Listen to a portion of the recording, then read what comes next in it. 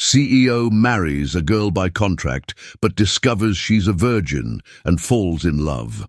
Hello, my beautiful story family. Welcome back to Mr. Peter Stories. Yesterday was such a special day. It was my birthday. I had an amazing celebration, but I couldn't stop thinking about all of you. Your heartfelt birthday wishes truly made my day unforgettable. I'm so grateful to have you in my life. You're more than an audience. Your family. Oh, how I wish we could have shared my birthday cake together. Just imagine all of us celebrating, laughing, and making memories. It would have been magical. Before we dive into today's story, tell me, did you enjoy the last one? If you loved it, drop a big yes in the comments below. Now let's get started. The evening sun cast long shadows across Isael Chosen's penthouse office, the golden light catching on the edges of the divorce papers that lay before him. At 35, he had built an empire that spanned continents. Yet in this moment, he felt like that small-town boy who had once dreamed too big. His fingers traced the mahogany desk, a reminder of his first successful business deal, as he stared at his soon-to-be ex-wife's signature, the elegant curves of Adrian's handwriting now seeming as false as their marriage had been. "Mr. Chosen," his assistant's voice crackled through the intercom. "The board is waiting in conference room A." Isael pressed the response button, his voice steady despite the storm raging within. "Tell them I'll be there in 5 minutes." Professional as always, even as his personal life crumbled around him. He stood, adjusting his charcoal Tom Ford suit.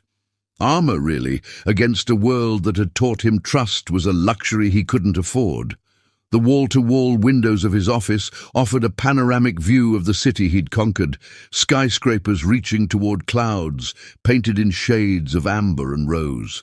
5 years ago, he'd stood in this same spot with Adrian, sharing dreams of their future together. Now those memories felt like scenes from someone else's life. The manila envelope on his desk contained more than just divorce papers. There were photographs, evidence of Adrian's betrayal that his private investigator had collected, images of stolen kisses in London cafes, secret meetings in hotel lobbies, and finally, the damning proof: Adrian accepting a ring from James Hartford, CEO of Hartford Global, while still wearing Isael's wedding band. His phone buzzed with a text from his younger sister, Rain. "Big brother, please tell me you're not still at the office. You need to rest." Isael's lips curved in a bitter smile. Rest?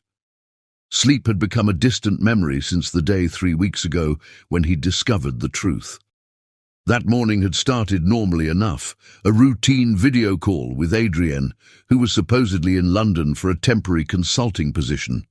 She'd looked flushed, happy even, as she spoke about her projects. It wasn't until later that day, when the first report from his PI landed in his inbox, that he understood the source of her joy. The betrayal wasn't just personal, it was professional too. Hartford Global had been trying to acquire Chosen Industries for years. What better way to gain inside information than to seduce the CEO's wife? The thought made bile rise in his throat. Walking to the wet bar in the corner of his office, Isael poured himself 2 fingers of scotch. Aged 30 years, a gift from his father on the day he'd taken over as CEO. "Never let them see you bleed, son," his father had said. The old man had been right about so many things. The liquor burned pleasantly as he swallowed, his reflection in the bar's mirror catching his eye. Dark circles shadowed his steel-grey eyes, and his black hair, usually perfectly styled, showed signs of running his fingers through it too often. He looked every bit the wounded man he was, but he'd be damned if he'd let anyone else see it. A knock at his door interrupted his thoughts. "Enter," he called out, straightening his shoulders. Marcus Chen, his head of legal, stepped in with another stack of papers. "The final settlement documents are ready for your review, sir." Isael nodded, gesturing for Marcus to place them on the desk. "Any surprises?" No, sir. As expected, Mrs. Chosen, Ms. Reynolds now, has agreed to all terms, including the non-disclosure agreement. She's waiving any claim to company shares or property. Of course she was. Hartford Global had made sure she wouldn't need anything from her soon-to-be ex-husband. The thought made his hand tighten around the crystal tumbler. "Sir," Marcus hesitated, "there's something else. The board is concerned about the succession issue." Ah, there it was. The real reason for today's board meeting.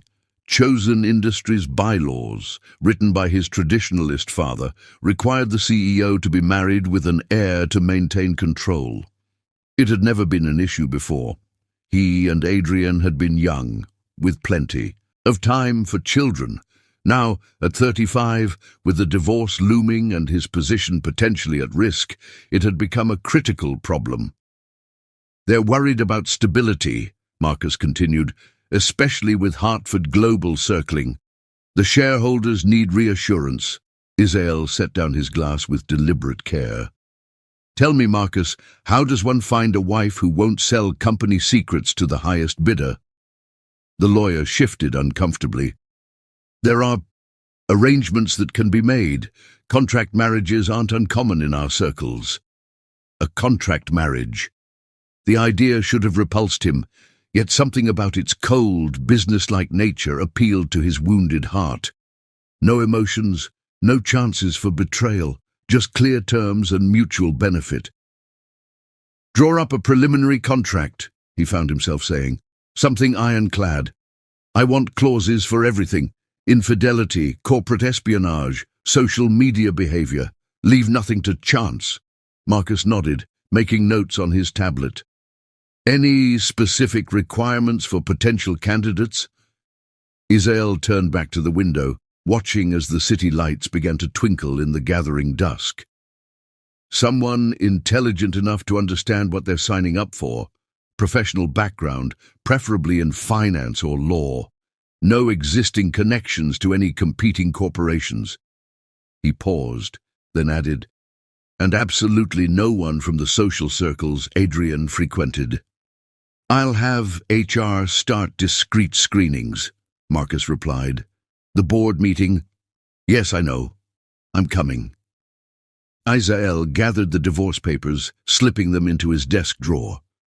He couldn't afford to show weakness, not now when sharks were circling his company, waiting for any sign of vulnerability. As he followed Marcus toward the conference room, his mind was already shifting gears, strategizing. He'd been a fool once, believing in love and happy endings. It wouldn't happen again. This time, marriage would be what it should have been all along. A business transaction, nothing more. The conference room doors loomed ahead and Isael straightened his tie, his expression settling into the masked perfection that had earned him the nickname Ice King in business circles. Let them whisper about his failed marriage. Let them wonder about succession plans. He would show them all that Isael Chosen didn't break. He rebuilt, stronger than before. Little did he know that fate had other plans, and somewhere in the city, a young financial analyst named Kaylee Iden was about to receive a phone call that would change both their lives forever. Chapter 2. The Proposition. Kaylee Iden's fingers flew across her keyboard, her green eyes fixed on the multiple spreadsheets displayed across her monitors. The financial analysis department at Sterling & Associates was quiet at 7:30 p.m., most of her colleagues having left hours ago. But for Kaylee, late nights were a necessity, not just to prove herself as the youngest financial analyst in the firm's history, but because every extra hour meant another $1 toward her mother's mounting medical bills. A notification popped up on her screen. Hospital payment due. Her shoulders tensed as she quickly minimized it. 3 more years of her mother's experimental treatment, and the insurance only covered 60%. Sometimes it felt like drowning in slow motion. Still here, Wonder Girl. Kaylee looked up to find Jasmine, the office manager, leaning against her cubicle wall. Despite the late hour, Jasmine's makeup remained perfect, her designer outfit unwrinkled.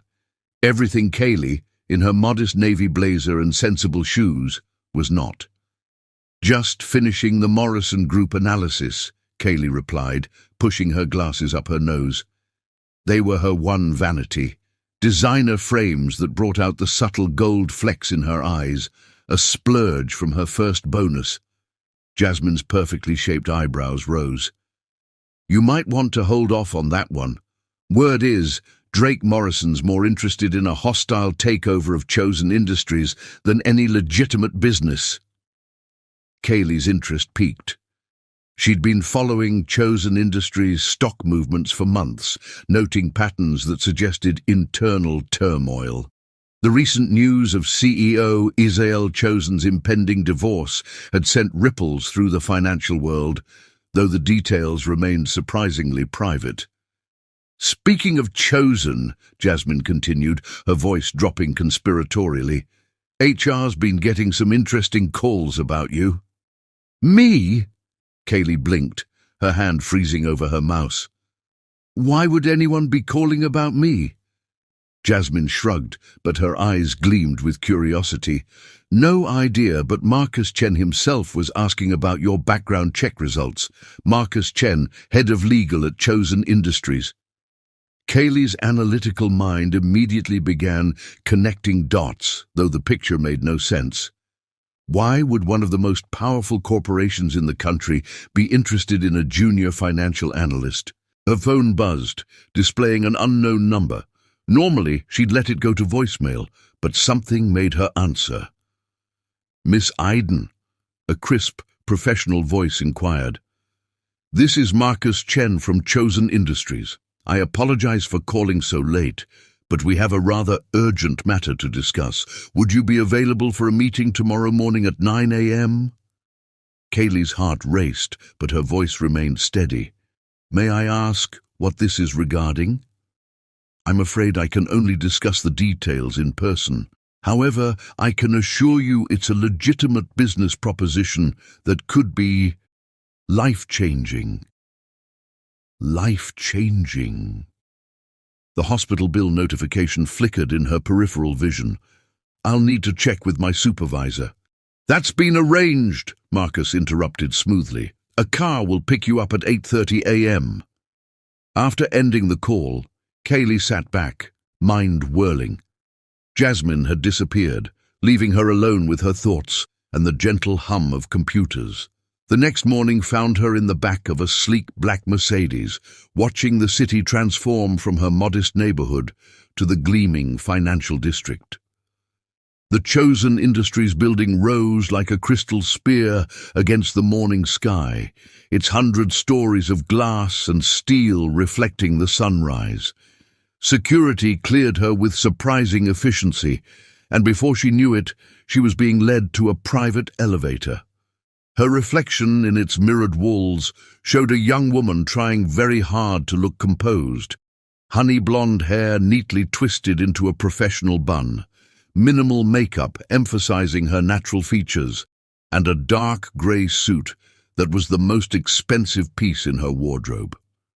The elevator opened directly into a reception area where Marcus Chen waited, his reputation for efficiency evident in every crisp movement as he greeted her. "Miss Iden, thank you for coming. Please, follow me." They entered a conference room with floor-to-ceiling windows, but Kaylee barely noticed the spectacular view. Her attention was immediately drawn to the man standing at the head of the table.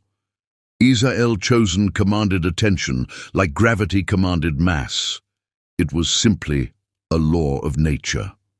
Tall and impeccably dressed in a custom suit that emphasized his athletic build, he radiated power and control. But it was his eyes that caught her, steel gray and intensely focused, yet holding shadows she recognized from her own mirror, the eyes of someone carrying a heavy burden. "Miss Iden," his voice was deep, with a hint of roughness that suggested lack of sleep. "Please, sit." She took the offered chair, hyper-aware of his presence as he remained standing, studying her with an unreadable expression. Your analysis of the Morrison Group's financial strategies, he began without preamble, particularly your notes on their pattern of hostile takeovers through personal leverage. It's impressive work. Kaylee's mind raced. That analysis was still in progress, not yet submitted to her supervisors. How did you? We have our ways, he cut in smoothly. More importantly, it demonstrates exactly the kind of insight we need. Tell me, Miss Iden, what do you know about contract marriages? The question was so unexpected that for a moment, Kaylee thought she'd misheard. I'm sorry.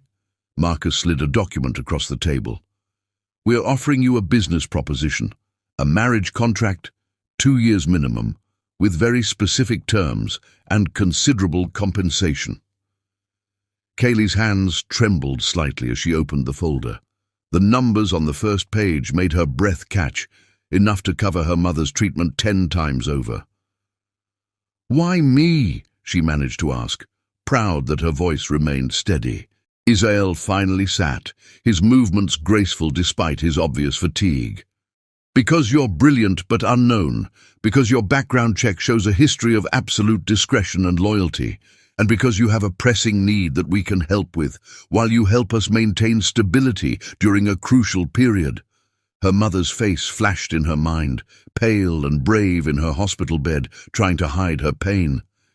The medical bills, she whispered, all covered, plus a substantial trust for future care, Marcus confirmed, along with other benefits detailed in Section 3. Kaylee forced herself to think analytically, to approach this like any other business proposition. And what exactly would be required of me? Public appearances as my wife, residence in my penthouse, participation in social events relevant to the company, and, Isael paused, his expression hardening slightly, an heir within the 2-year period. An heir. The clinical term couldn't disguise what that meant. Kaylee felt heat rise in her cheeks, but kept her expression professional. The contract includes strict confidentiality clauses, Marcus added, and significant penalties for any breach of terms, particularly regarding business intelligence or, he glanced at Isael, personal matters. Kaylee understood the unspoken reference to his ex-wife's betrayal. The business world was rife with rumors, though the details had been kept surprisingly quiet. How long do I have to decide? She asked, her mind already calculating probabilities and consequences. Until 5 p.m. today, Isael replied, standing. I have a board meeting at 6, where I need to present either a signed contract or a different solution. He moved to leave, then paused beside her chair. This close, she could smell his expensive cologne and see the faint shadow of stubble along his jaw. Miss Iden. His voice was lower, almost gentle. I know this is overwhelming, but sometimes the most life-changing opportunities come disguised as impossible choices.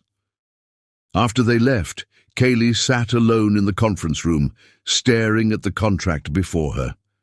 The sun had fully risen now, bathing the city in morning light.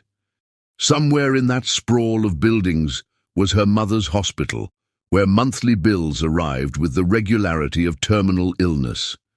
Somewhere was her tiny apartment with its second-hand furniture and careful budgets. And here, in this room high above it all, was a chance to change everything at the cost of only 2 years of her life and her heart's independence. Little did she know, as she reached for the pen with trembling fingers, that she was about to embark on a journey that would challenge everything she thought she knew about business, loyalty, and love. And that the man who had just left the room, carrying his own carefully guarded wounds, would become far more than just a name on a contract. Chapter 3. Terms and Conditions. The leather chair in Marcus Chen's office creaked softly as Kaylee shifted, her eyes moving methodically through the prenuptial agreement. The wall clock showed 4:30 p.m., 30 minutes before Isael's deadline. Outside the floor-to-ceiling windows, storm clouds gathered, matching the tension in the room. Section 7.3, she murmured, her financial analyst's mind cataloguing every detail. The infidelity clause seems severe. Marcus nodded, his expression carefully neutral. Total forfeiture of assets by the guilty party, plus a penalty of $50 million.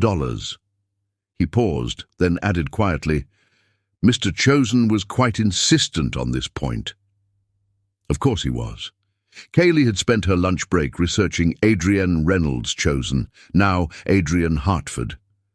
The woman's social media told a story of calculated ambition, each post, each career move, seemingly orchestrated to climb higher in the business world. Her marriage to James Hartford had been announced with stunning speed after the divorce filing. The social media restrictions? Kaylee asked, turning a page. All posts must be approved by the PR department. We'll provide guidelines for appropriate content and frequency. Marcus gestured to a thick addendum. You'll have a personal stylist, social secretary, and security detail. Everything from your wardrobe to your daily schedule will be coordinated to maintain the image of a proper Chosen Industries executive spouse. The door opened, and Isael entered, his presence immediately filling the room. He'd shed his suit jacket, his crisp white shirt sleeves rolled up to reveal strong forearms. Despite his casual appearance, power radiated from every movement as he took the seat beside her. "How are we progressing?"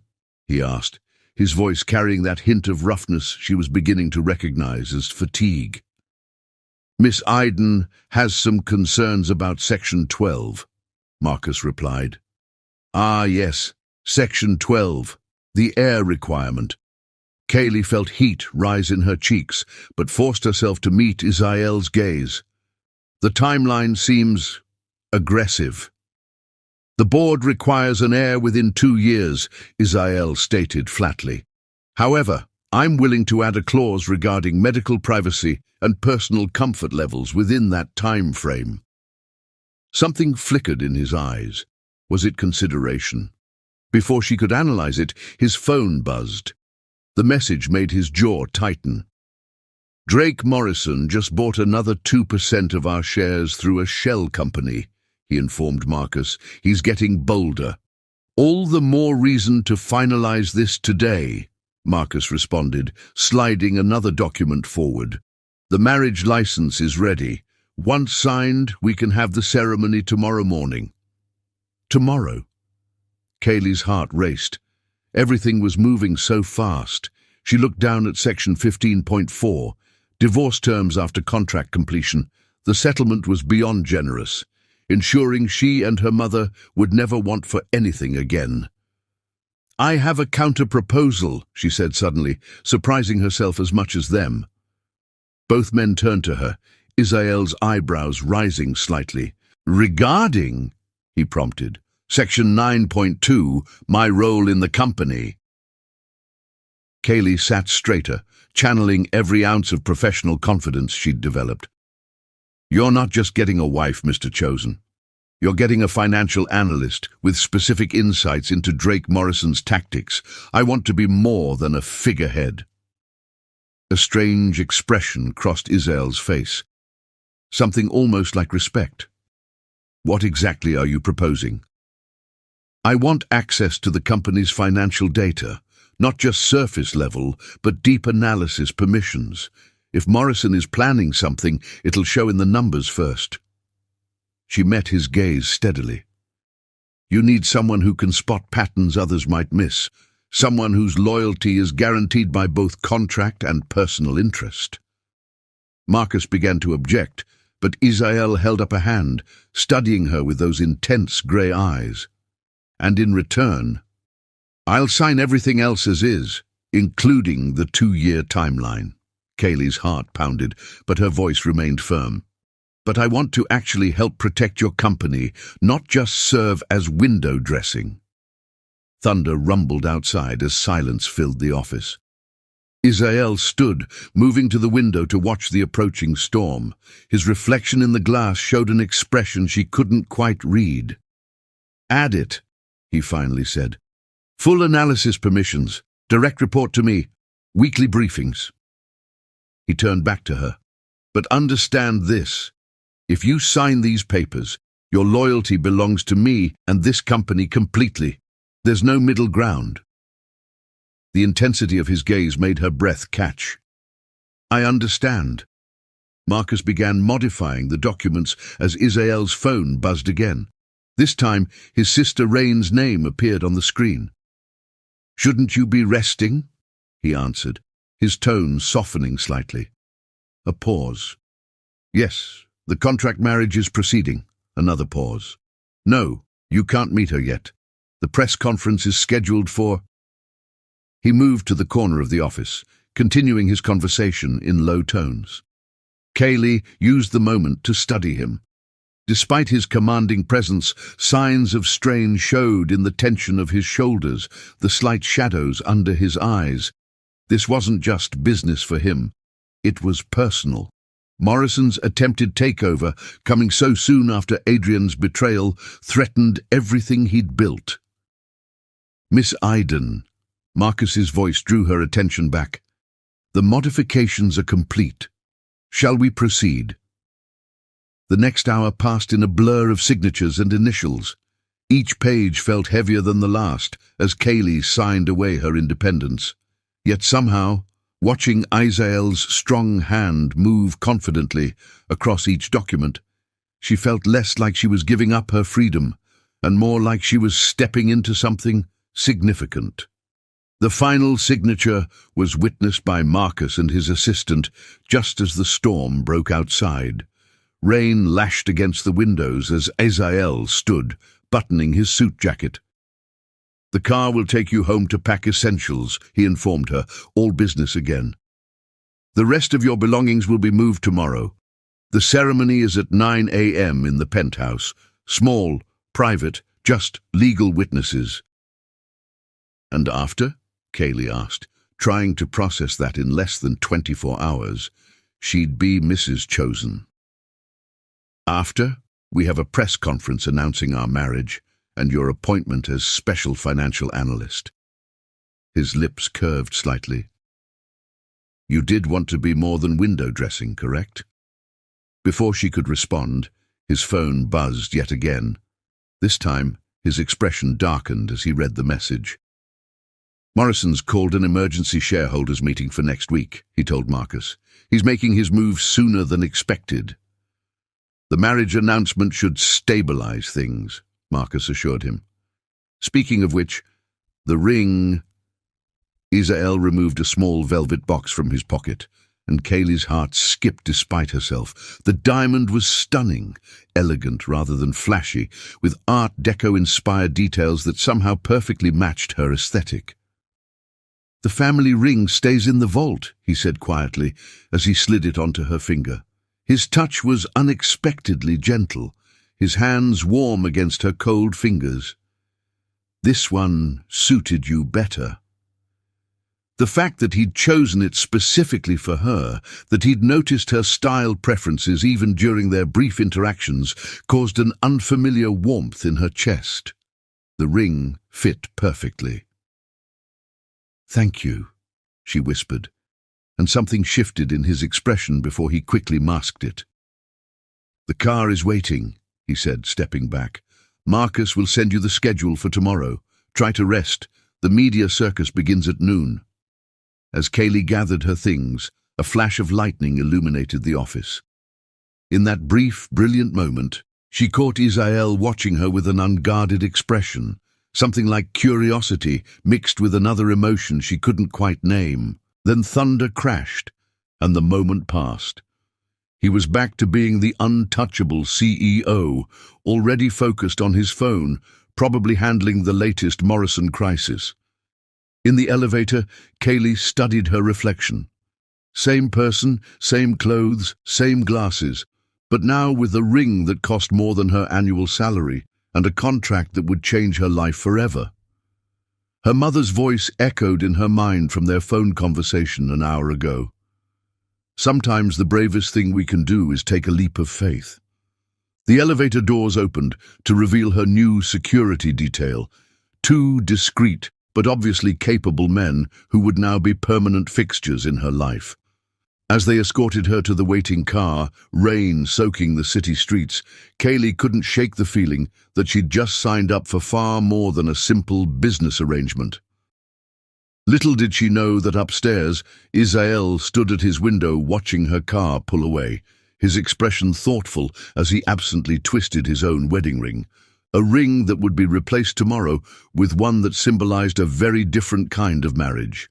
A marriage of convenience that would soon become anything but convenient as hearts, carefully guarded behind contract clauses and business terminology, began their own unexpected negotiations.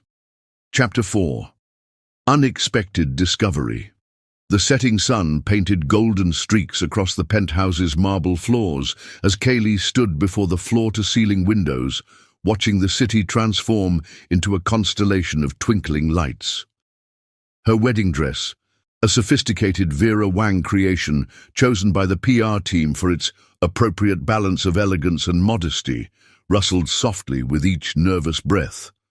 The day had been a whirlwind of calculated precision. The morning ceremony, attended only by Marcus Chen and the necessary legal witnesses, had taken exactly 23 minutes. The press conference that followed was a masterclass in corporate communications, with Israel presenting their marriage as a natural progression of mutual respect and shared values.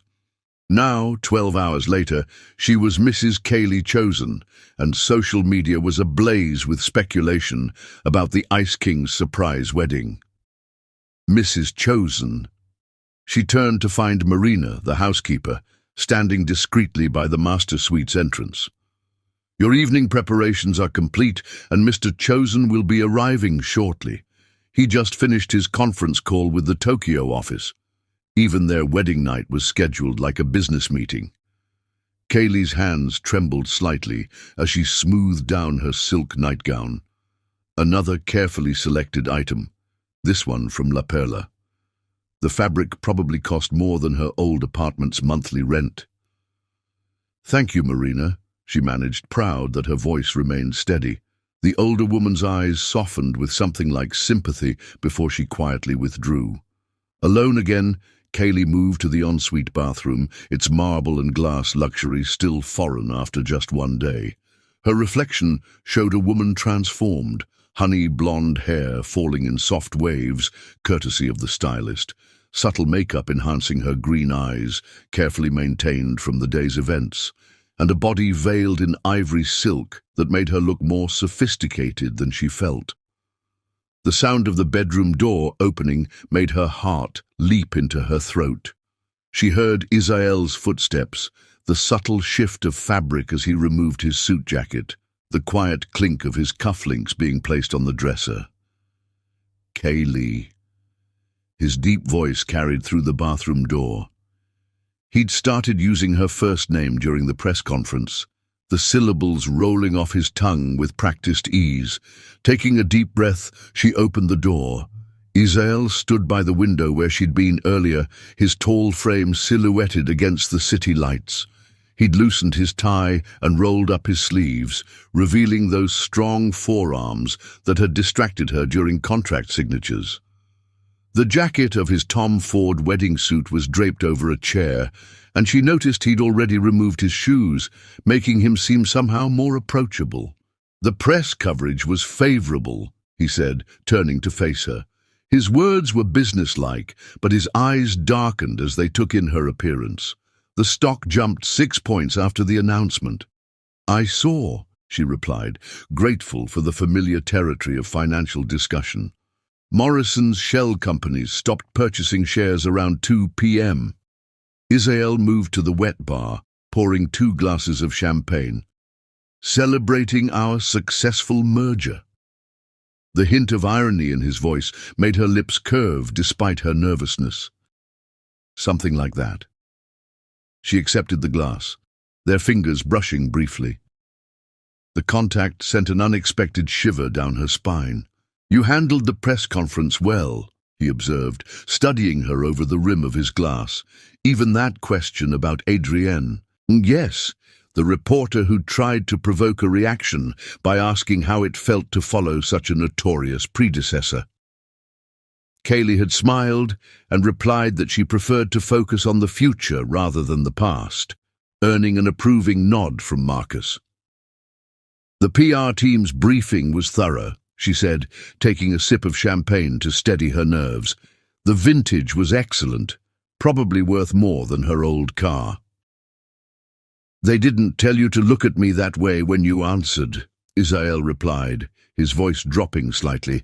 "That was all you." Heat rose in her cheeks as she remembered the moment, how she'd instinctively turned to him, her response genuine despite the orchestrated nature of their marriage. Something had passed between them then, something that made the reporters lean forward in their seats. He set down his glass and moved closer, his height making her tip her head back to maintain eye contact. "We should discuss expectations for tonight." Her heart raced at his proximity. Up close, she could see the faint shadows under his eyes, smell his expensive cologne mixed with something uniquely him. The contract specified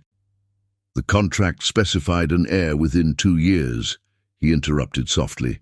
It didn't specify rushing things on our wedding night just to meet social expectations. Surprise made her blink.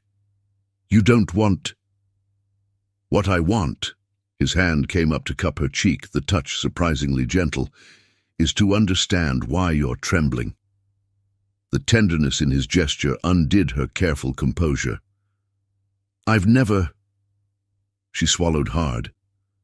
"This would be my first—" Understanding dawned in his eyes, followed by something fierce and protective that made her breath catch. His thumb stroked her cheekbone as he processed this revelation. "Why didn't you tell me?" "It wasn't relevant to the contract terms," she whispered, unconsciously leaning into his touch, "and I didn't want you to think I was too inexperienced for the position." A sound somewhere between a laugh and a groan escaped him. "The position of my wife." His other hand came to rest on her waist, warm through the silk. "Kaylee, this changes things." "It doesn't have to," she insisted, even as her body betrayed her by pressing closer to his warmth. "I understand what's required." "Stop." His voice was rough now, his eyes intense as they searched hers. "You're not a business requirement, not in this. This part of our arrangement happens on your terms, when you're ready." The tenderness beneath his words made tears prick at her eyes. She'd expected cold efficiency, maybe even indifference. Instead, this powerful man who'd married her for business was treating her first time as something precious. "The board," she began, but he shook his head. "The board isn't in this room," he murmured, his thumb brushing away a tear that escaped. "Tonight, we sleep, just sleep, and tomorrow we begin learning each other properly." As if to demonstrate, he lowered his head slowly, giving her time to pull away.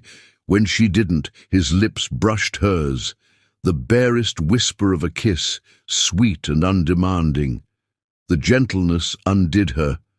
Before she could stop herself, her hands came up to grip his shirt, pressing closer as the kiss deepened. He groaned softly, his arms tightening around her, but maintained careful control, even as she felt the rapid beat of his heart against her palms. When they finally parted, both breathing heavily, his eyes had darkened to storm cloud grey. "You're going to test my self-control, aren't you?" The roughness in his voice sent shivers through her. "I thought you didn't believe in tests anymore," she replied softly, referencing his comment during the press conference about their relationship being built on trust rather than trials. Something flickered in his expression. Surprise, followed by what might have been admiration. "You're dangerous," he murmured, pressing his forehead to hers, "using my own words against me already." They stood like that for a moment, sharing breath before he slowly released her. "Go change into something comfortable," he said, his voice gentle but firm. "I'll do the same, and then we'll talk. Really talk, without contracts or cameras or expectations. In the bathroom, Kaylee found that Marina had laid out silk pajamas alongside the lingerie. As she changed, she heard Isael moving around the bedroom, the domestic sounds oddly comforting. When she emerged, he'd changed into black lounge pants and a soft grey t-shirt that made him look younger, more approachable. He'd turned down the bed and was sitting against the headboard, legs stretched out on top of the covers. Patting the space beside him, he said simply, "Come here." Kaylee hesitated only a moment before joining him, careful to leave space between them. To her surprise, he immediately pulled her closer, arranging her against his side with her head on his shoulder. "Better," he murmured. "Now tell me about your mother's treatment, the real story, not the sanitized version in your background check." The unexpected question, asked with genuine interest, broke down her remaining walls. Soon she found herself telling him everything: the experimental procedures, the hopeful days and painful setbacks, the hours spent researching medical journals for new options. He listened intently, asking occasional questions that showed he was truly processing her words. His hand absently stroked her hair, the gesture seemingly unconscious but deeply soothing. "The contract's medical coverage will give her access to any treatment she needs," he said when she finished. "I'll have Marcus expedite the paperwork tomorrow." Tears pricked her eyes again at his matter-of-fact kindness. "Thank you." "Don't thank me for basic decency," he replied, his voice rumbling under her ear. "Now, your turn to ask me something. Anything you want to know about your new husband?" She thought for a moment. "Why did you really give me access to the company's financial data? The truth, not the business reason." His chest rose and fell with a deep breath. "Because when you proposed it, you looked alive in a way you hadn't during all the contract discussions. Like you weren't just accepting a role, but claiming your place." His fingers continued their gentle stroking of her hair. "It reminded me of myself at your age, back when business was about more than just power and protection." The vulnerability in his admission made her heart ache. Acting on instinct, she turned her face into his neck, pressing a soft kiss to his pulse point. His breath caught, his arm tightening around her. "Careful," he warned, though his voice held more amusement than censure. "I'm trying to be a gentleman here." "You're succeeding," she assured him, settling back against his shoulder. "Tell me about Tokyo." The call seemed intense. They talked for hours, sharing stories and observations, gradually relaxing into each other's space. Kaylee learned about his sister Rain's environmental activism, his father's traditional values that shaped the company culture, his passion for restoration of classic cars. In turn, she told him about her college years studying advanced economics, her dream of starting a foundation for families facing medical debt, her secret love of trashy romance novels. Somewhere around midnight, exhaustion began to overtake them. Isael insisted she take the ensuite bathroom first, and when she returned, he'd arranged the pillows and turned down the covers properly. "Sleep," he said softly, pressing a kiss to her forehead before heading to the bathroom himself. "Tomorrow starts early." Lying in the massive bed, surrounded by luxury but comforted most by the sound of running water and quiet movement from the bathroom, Kaylee reflected on the unexpected turn her wedding night had taken. She'd expected business-like efficiency at best, cold duty at worst. Instead, she'd discovered layers to Isael Chosen that made her heart flutter in a decidedly non-contractual way. When he returned and slid under the covers beside her, she was already half asleep. His arm curved around her waist, drawing her back against his chest in a position that felt surprisingly natural. "Rest," he murmured against her hair. "I've got you." As she drifted off, Kaylee realized that somewhere between the contract signing and this moment, something fundamental had shifted. This wasn't just about business anymore, wasn't just about heirs and company stability. In treating her virginity as precious rather than inconvenient, in showing genuine interest in her life and dreams, Isael had revealed a capacity for tenderness that all his careful walls couldn't quite hide. And that, she realized as sleep claimed her, might be the most dangerous discovery of all. In the darkness, Isael lay awake a while longer, marveling at how right she felt in his arms. He'd planned this marriage as a business arrangement, a shield against vulnerability. Instead, he'd found himself enchanted by a woman whose strength was matched by a sweetness that made his protective instincts surge. "What are you doing to me?" he whispered to her sleeping form, allowing himself one more gentle kiss to her hair before closing his eyes.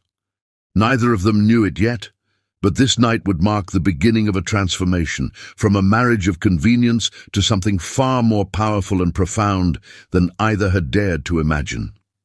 Chapter 5. Growing Tensions. 3 weeks into their marriage, Kaylee was burning midnight oil in her office, surrounded by financial reports and market analyses. The blue light from her monitors cast shadows across walls covered in complex flowcharts tracking Morrison's company movements. Something about his latest acquisitions pattern nagged at her analytical mind. Found something interesting. She jumped at Isael's voice, looking up to find him leaning against her doorframe. Even at this late hour, he looked impeccable in his tailored suit, though she noticed the slight loosening of his tie, a sign of his own long day. Maybe. She pulled up a series of transactions on her main screen. Look at Morrison's acquisition pattern. He's not just buying shares through shell companies anymore. He's systematically targeting our supply chain partners. Isael moved behind her chair, his presence warm and solid as he studied the data. The subtle scent of his cologne made her pulse quicken, but she forced herself to focus. Here, she pointed to a particular cluster of transactions. 3 pharmaceutical research companies, all acquired through different shell corporations, all with contracts to chosen industries. But the timing. What about it? His hand rested on the back of her chair, fingers just brushing her shoulder. They were all purchased 3 months before your divorce filing became public. She pulled up more data. And look at their research focus. Fertility treatments, reproductive medicine, genetic enhancement. Isael went very still behind her. "Show me the funding sources." Her fingers flew across the keyboard, bringing up complex financial webs. That's the interesting part. The money's being routed through Singapore, but if you trace it back, she highlighted a series of transactions. It all leads to one holding company, Phoenix Global Investments. I've never heard of them. You wouldn't have. They were incorporated exactly 1 day after. She hesitated. After what? After your first date with Adrian. The temperature in the room seemed to drop. Isael straightened, moving to stare out her office window at the city lights. It wasn't chance, he said quietly. Meeting her at that gala, the whole relationship, was possibly orchestrated. Kaylee stood, torn between giving him space and offering comfort. But Isael, there's more. The pharmaceutical companies? They're all working on something called Project Phoenix. And the preliminary research, she swallowed hard. It involves fertility enhancement drugs. He turned back to her sharply. What kind of enhancement? The documents are heavily redacted, but I found references to multiple birth rates, success probability factors. She met his eyes. They were developing ways to guarantee twins or triplets. Understanding dawned in his expression, followed by something darker. To ensure an heir quickly, make any marriage harder to dissolve, and tie the chosen wife to the company permanently through children. Kaylee's analytical mind was racing ahead. But why go to such elaborate lengths, unless ... unless taking over Chosen Industries was only part of the plan. Isael moved back to her desk, studying the financial webs she'd mapped. These research facilities, the drug development, they're using my company's resources for something bigger. A notification popped up on Kaylee's screen, an email from an unknown sender. Her blood chilled as she read it. Clever analysis, Mrs. Chosen. But some secrets are better left buried. Ask your husband about Project Phoenix, or better yet, ask Adrienne, while you still can. Isael's hand gripped her shoulder as he read the threat. Before either could speak, her office window exploded inward, glass spraying across her desk. Isael yanked her down, covering her body with his, as a brick landed where she'd been sitting moments before. "Security!" His voice was sharp as he activated his phone's emergency protocol, but his hands were gentle as they checked her for injuries. "Are you hurt?" "I'm fine," she assured him, though her heart raced. The brick had a note attached. "Next time, won't miss." Marcus burst in with security teams, efficiently securing the area while Isael kept Kaylee close, his arm protective around her waist. "Sweep the building," he ordered. "I want every security feed from the last 24 hours analyzed, and get that glass cleaned up." He looked down at Kaylee. "You're moving your office next to mine. No arguments." She started to protest, but the fierce concern in his eyes stopped her. This wasn't just her CEO being protective. This was her husband, genuinely afraid for her safety. "Okay," she agreed softly, letting him pull her closer. Hours later, after security sweeps and police reports, they sat in Isael's penthouse office. Kaylee had changed into one of his spare shirts, the expensive fabric swimming on her frame, but somehow comforting. "We need to talk about what you found," Isael said finally, handing her a glass of wine. "All of it." She curled into the leather sofa, watching him pace. "You think Morrison's working with someone inside Chosen Industries?" "Has to be. The timing of those acquisitions, the information about the divorce." He ran a hand through his hair. "Someone high level, someone who would know about—" "Project Phoenix?" she suggested quietly. He stopped pacing, turning to look at her with an intensity that made her breath catch. "I never told anyone this, but before Adrienne left, she tried to convince me to invest in a pharmaceutical research project. Said it would revolutionize the fertility industry. Let me guess, the project name? Phoenix." He moved to sit beside her, close enough that she felt his warmth. I refused. The protocol seemed questionable, the ethics murky. She was surprisingly angry about it. Kaylee's mind connected more dots. The shell companies, the research facilities, they needed your company's resources, your connections. When you wouldn't cooperate, they found another way in. His jaw clenched. "Through you." She set down her wine, turning to face him fully. "Isael, was our marriage part of their plan too?" His eyes snapped to hers, something fierce and protective flaring in them. "Number finding you, choosing you, that was all me. They might have pushed me toward a contract marriage, but you—" His hand came up to cup her cheek. "You were never part of their scheme." The tenderness in his touch made her heart race. "How can you be sure?" "Because." His thumb stroked her cheekbone in a way that made her shiver. "You're the one variable they couldn't control. The analyst too brilliant to manipulate, the woman too genuine to corrupt." His voice roughened. "The wife who made me feel something real for the first time in years." She leaned into his touch, unable to help herself. "What do we do now?" "We fight back." His other hand found her waist, pulling her closer. "Together, no more playing defense, no more reacting to their moves. We find everything they're hiding, expose every connection, protect what's ours." "What's ours?" she whispered, hyper-aware of his proximity. Instead of answering, he kissed her.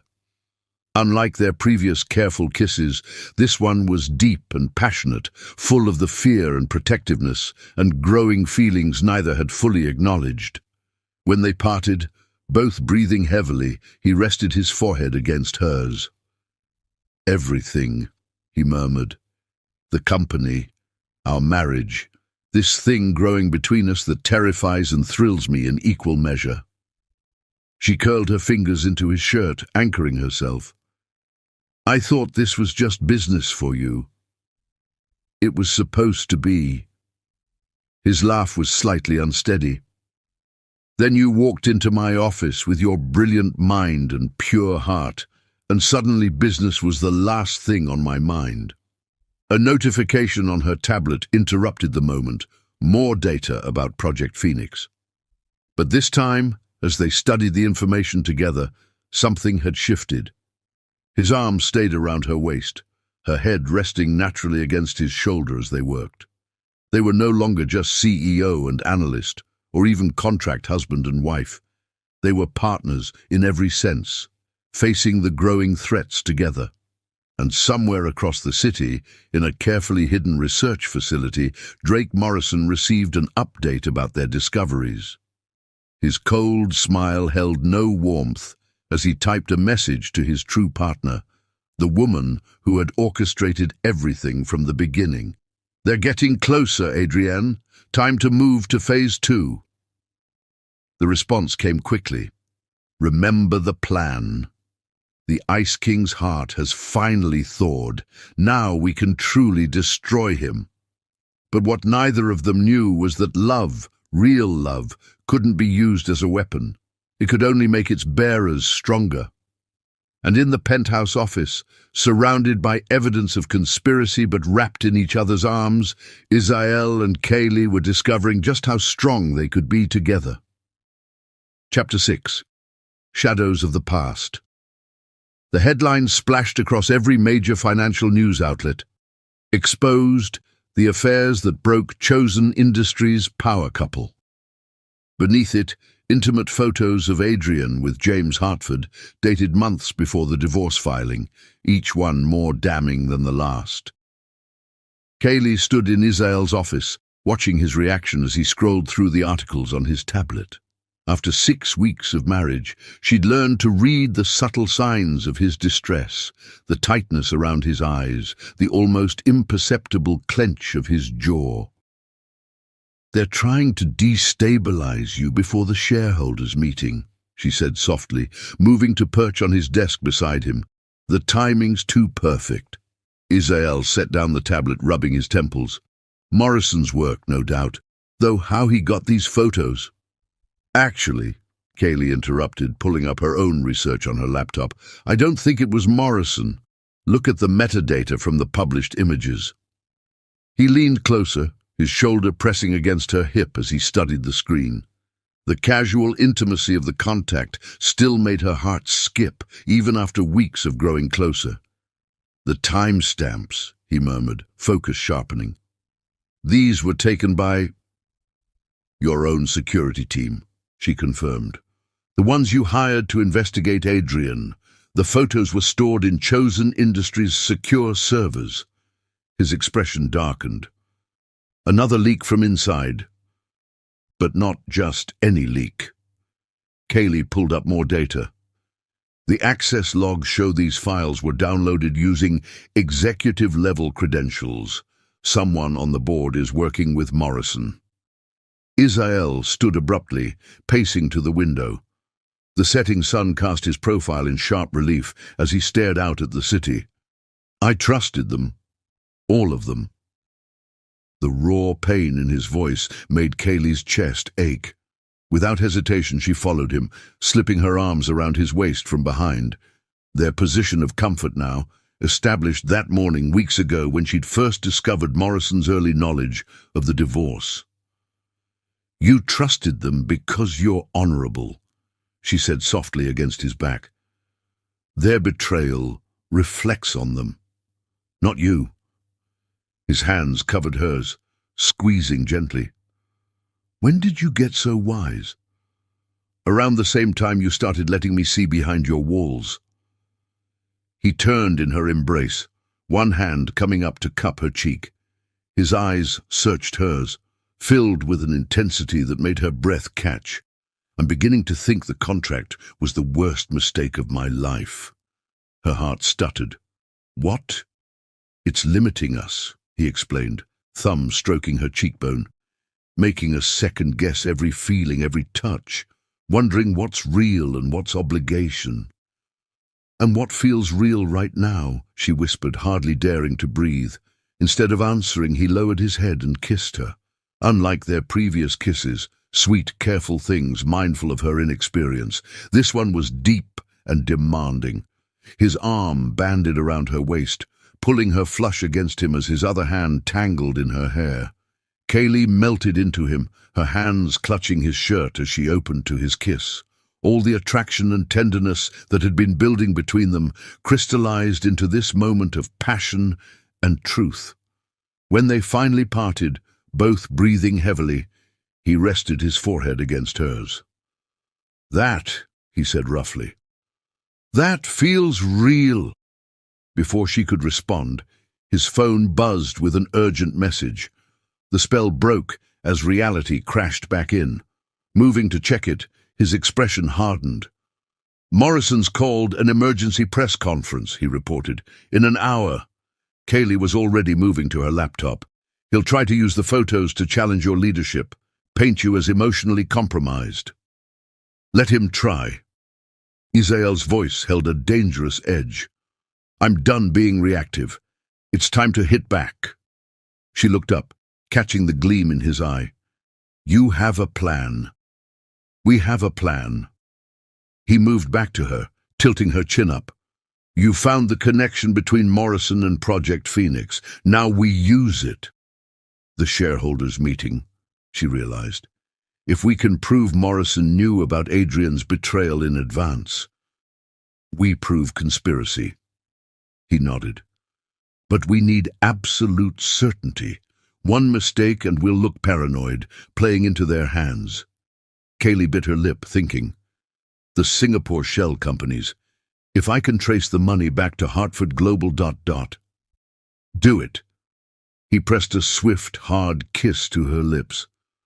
"I'll handle Morrison's press conference. You follow the money." She caught his arm as he turned to leave. "Isael, the photos. Are you okay?" Something softened in his expression. "I thought seeing them would hurt more," he admitted. "But looking at Adrian with Hartford, all I feel is gratitude." "Gratitude?" His hand cupped her cheek again, eyes intense. "Her betrayal led me to you." The simple sincerity of his words made her heart swell. This time, she initiated the kiss, rising on tiptoes to press her lips to his. He responded immediately, gathering her close for a moment that felt like a promise. The phone buzzed again. Marcus, with press conference preparations. They separated reluctantly, though Isael's hand lingered on her waist. "Be careful," he murmured. "Morrison's desperate now. That makes him dangerous." "I will, if you will," she countered, straightening his tie in their familiar gesture. His smile held a predatory edge. "Oh, I'm counting on him underestimating me, just like he underestimated my wife." The pride in his voice made her stand straighter. As he left to prepare for the press conference, Kaylee turned back to her laptop with renewed determination. She'd earn that pride, protect this man who was becoming far more than just her contract husband. Hours later, she was deep in financial records when she found it, the smoking gun that proved Morrison's connection to Hartford Global. But it was the next document that made her blood run cold. Project Phoenix wasn't just a corporate takeover, it was something much worse. Her hands shook as she dialed Isael's number. "I found it," she said when he answered. "But Isael, it's bigger than we thought. So much bigger." "Come to the penthouse," he replied, his voice tight with concern. "Don't stop for anything. I'm sending extra security." She gathered her evidence and headed for the elevator, mind racing. The pieces were falling into place, revealing a conspiracy that went beyond business rivalry into something potentially devastating. In the penthouse, she found Israel pacing, his tie loosened and sleeves rolled up. The press conference had been brutal, Morrison throwing accusations, implying instability at chosen industries. But Israel had remained ice-cold, his responses calculated to project strength. The moment she entered, he pulled her into his arms, holding her tightly for a long moment before stepping back to look at her findings. As she explained what she'd discovered, his expression grew increasingly grim. When she finished, silence filled the penthouse. "If you're right," he finally said, "we're not just fighting for the company anymore, we're fighting for lives." "I'm right." She pulled up more documents. "Look at the testing data, the signatures. The shell companies weren't just for buying shares, they were hiding research facilities." Israel studied the evidence, his analytical mind processing implications. "We'll need help. This is beyond corporate law now." "I know someone," she offered hesitantly. "From college. She works for the FBI's Financial Crimes Division." He nodded slowly. "Make the call, but Kaylee—" His hands framed her face. "This puts you in danger, real danger. Maybe you should—" "Don't." She covered his hands with hers. "Don't you dare suggest I leave. We're in this together." Something fierce and protective flashed in his eyes. Then he was kissing her again, hard and desperate, pouring all his fear and need into the contact. When they parted, both breathless, he pressed his forehead to hers. "Together," he agreed roughly, "but promise me you'll be careful. I can't lose you, too." The vulnerability in his voice made tears prick her eyes. "You won't," she whispered. "I'm not going anywhere." They stood together at the penthouse windows, watching night fall over the city. Tomorrow would bring new battles, new dangers, but tonight they held each other, drawing strength from a connection that had grown far beyond their careful contract into something neither had expected, but both now cherished. Neither spoke of love yet. It was too soon, too tangled with duty and obligation. But as Israel's arms tightened around her, as Kaylee leaned back against his solid warmth, both felt it growing, inevitable as the sunrise. Chapter 7. Threats and Promises. The early morning silence of Chosen Industries' executive floor was shattered by the sound of breaking glass. Kaylee stumbled back from her desk, heart racing as she stared at the object that had just crashed through her office window, a brick wrapped in paper, the message clear. "Back off, or the next one won't miss."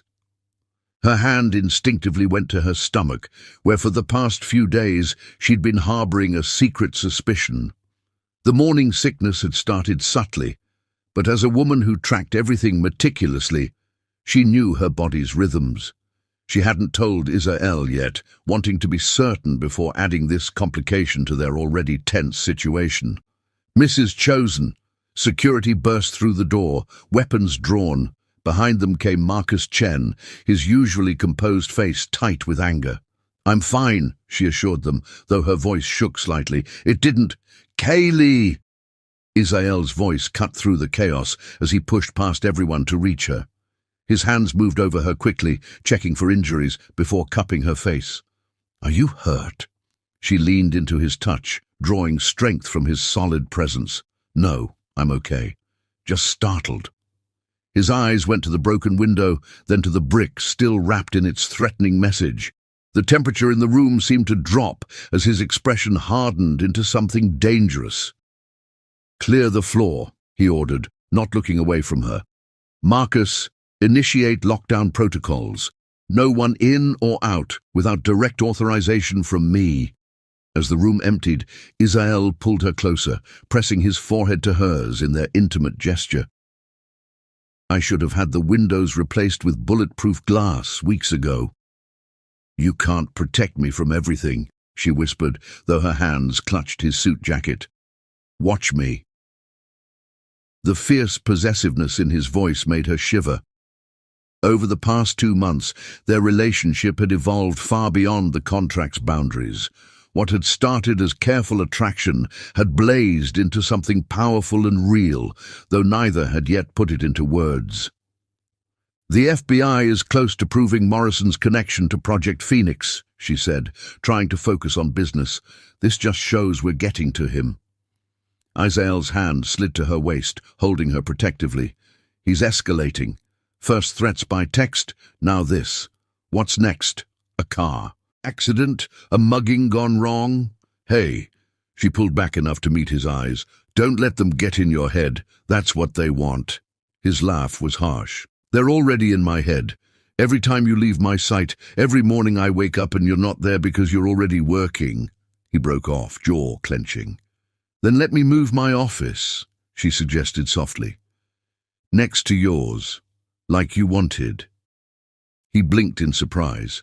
She'd been resistant to the idea before, wanting to maintain professional boundaries. But now, "What changed your mind?" "Everything," she wanted to say. "The way you look at me, the way you hold me at night, the possible life growing inside me that's half yours." Instead, she reached up to straighten his tie, their gesture intimate and grounding. "Maybe I just want to be closer to my husband." Something heated flashed in his eyes. Before she could process it, he was kissing her, deep and possessive. She melted into him, arms winding around his neck as he pulled her flush against him. When they parted, both breathing heavily, he kept her close. "Move in today. I'll have IT set up your systems immediately." She nodded, then swayed slightly as a wave of dizziness hit her. His arms tightened instantly. "Kaylee?" The concern in his voice made her heart ache. "What's wrong?" She should tell him. The words were on the tip of her tongue. "But first, I need to show you something," she said instead. "About Project Phoenix. I was working on it when—" She gestured to the broken window. His expression darkened again at the reminder of the threat. But he followed her to her computer. As she pulled up the documents, she felt him go still behind her. "These shipping manifests," he said slowly. "The chemical compounds. They're not just planning a hostile takeover," she confirmed. "They're manufacturing something illegal, something dangerous. The research facilities we trace through the shell companies, they're not development labs, they're production facilities." Izael's hands gripped the back of her chair. "If this gets out, it would destroy Hartford Global," she finished, "and everyone connected to them, including Adrian." His voice was grim. "No wonder they're desperate to stop us." Another wave of dizziness washed over her, stronger this time. She gripped the desk, trying to hide it, but Izael noticed immediately. "That's it," he said firmly. "You're seeing the doctor, now." "I'm fine," she protested. "We need to focus on—" "You're not fine." His voice gentled as he turned her chair to face him. "You've been pale for days, barely eating. Don't think I haven't noticed." The concern in his eyes undid her. "Izael." "Please," he said softly, "let me take care of you." Those words, from this powerful man who trusted so rarely, broke down her last resistance. "Okay," she whispered, "but I think I know what's wrong." His expression sharpened. "Tell me." Instead of speaking, she took his hand and placed it low on her stomach. For a moment he looked confused. Then understanding dawned in his eyes, followed by something she'd never seen before, raw, unguarded joy. "You're sure?" His voice was rough with emotion. "Pretty sure," she admitted. "I wanted to confirm before telling you, with everything else happening." He cut her off with a kiss, this one achingly tender. When he pulled back, his hand still rested protectively over her stomach. "Everything else just became secondary," he said firmly. "Your safety, your health, our—" he swallowed hard, "our baby. That's all that matters now. The company, Can wait an hour while I take my wife to the doctor. His tone brooked no argument. Marcus can handle the crisis response. Right now, this is more important. As if to emphasize his point, he lifted her into his arms, ignoring her startled squeak. Isael, I can walk. Humor me, he murmured, pressing a kiss to her temple. I just found out I'm going to be a father. I'm allowed to be overprotective. In the car, with security following closely, Kaylee curled into his side. His hand never left her stomach, thumb stroking gentle patterns that made her heart flutter. I know the timing isn't ideal, she said softly, with Morrison and Project Phoenix. The timing is perfect, he interrupted. This? His hand pressed gently against her stomach. This is everything I never let myself hope for. A child with a woman He broke off, but Kaylee's heart raced at what he'd almost said. Before she could respond, her phone buzzed with a message from her FBI contact. Evidence secured. Moving on facilities tonight. Stay safe. Isael read it over her shoulder, his arm tightening around her. It's almost over. But Morrison's still out there, she reminded him, and now he's escalating. Let him. Isael's voice held that dangerous edge again. He threatened my wife, endangered my child. When this is done, there won't be enough pieces left of him to fill a prison cell. The doctor's office was already cleared by their security team when they arrived. An hour later, Kaylee lay on an exam table, gripping Isael's hand as the ultrasound technician moved the wand over her stomach. And there, the technician pointed to the screen, a strong heartbeat. Kaylee felt tears slip down her cheeks as she watched the tiny flutter. Beside her, Isael made a sound she'd never heard before, something between a laugh and a sob. Everything looks perfect, the doctor assured them. About 8 weeks along. Would you like to hear the heartbeat? At their nods, she flipped a switch. The room filled with a rapid whooshing sound. Their baby's heartbeat, strong and fast and real. Isael brought their joined hands to his lips, pressing a fierce kiss to her knuckles. When she looked at him, she saw tears in his eyes too. Thank you, he whispered. And she knew he meant for more than just the baby. Back in the car, heading to the office where crisis teams waited, Kaylee studied her husband's profile. The joy of their news hadn't erased the tension in his jaw, the worry in his eyes. We're going to be okay, she said softly, laying her head on his shoulder, his arm curved around her protectively. Yes, he agreed, his voice steel and velvet. Because I'm done playing defense. Morrison wants a war. I'll give him one. No one threatens my family. The possessive heat in his voice made her shiver. This was a side of Isael she'd glimpsed before, but never so clearly. The predator beneath the polished exterior, the man who would burn the world to protect what was his. And as his hands settled once again over their growing child, Kaylee realized that somewhere between contract clauses and corporate warfare, she'd given him her heart completely. The question was, when the dust settled and the danger passed, would he want to keep it? Chapter 8. Unexpected Joy. The morning sun streamed through the penthouse windows as Kaylee stood before the full-length mirror, studying her reflection. At 12 weeks pregnant, her figure was still mostly unchanged, but she swore she could see a slight curve to her abdomen. Her hand rested there protectively as she remembered the events of the past month. The FBI raids on Morrison's facilities, the media frenzy over Project Phoenix, and most importantly, the way Isael had transformed since learning about the baby. Gone was the careful distance he'd maintained, even after they'd grown closer. Now his touches were constant, possessive, a hand at her waist during meetings, fingers laced with hers under conference tables, arms pulling her close every night as they slept. He'd even moved her desk into his office, unwilling to let her out of his sight after the brick incident. "You're going to be late for the ultrasound." His voice came from the doorway, warm with affection. She turned to find him watching her with that intense expression that had become more frequent lately, like she was something precious he couldn't quite believe was his. "Just thinking," she said softly as he crossed to her. His arms slipped around her from behind, hands covering hers on her stomach. "About how different everything is from what we planned." She leaned back against his chest. "When I signed that contract—" "When you signed that contract," he interrupted gently. "You saved me from becoming exactly what they called me.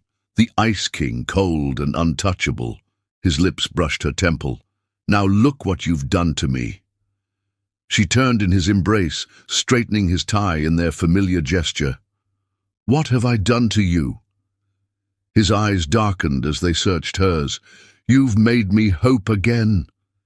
The simple honesty in his voice made tears prick at her eyes. Damn pregnancy hormones. Before she could respond, his phone buzzed with a message from security. The car was ready. The drive to the doctor's office was quiet, both lost in thought.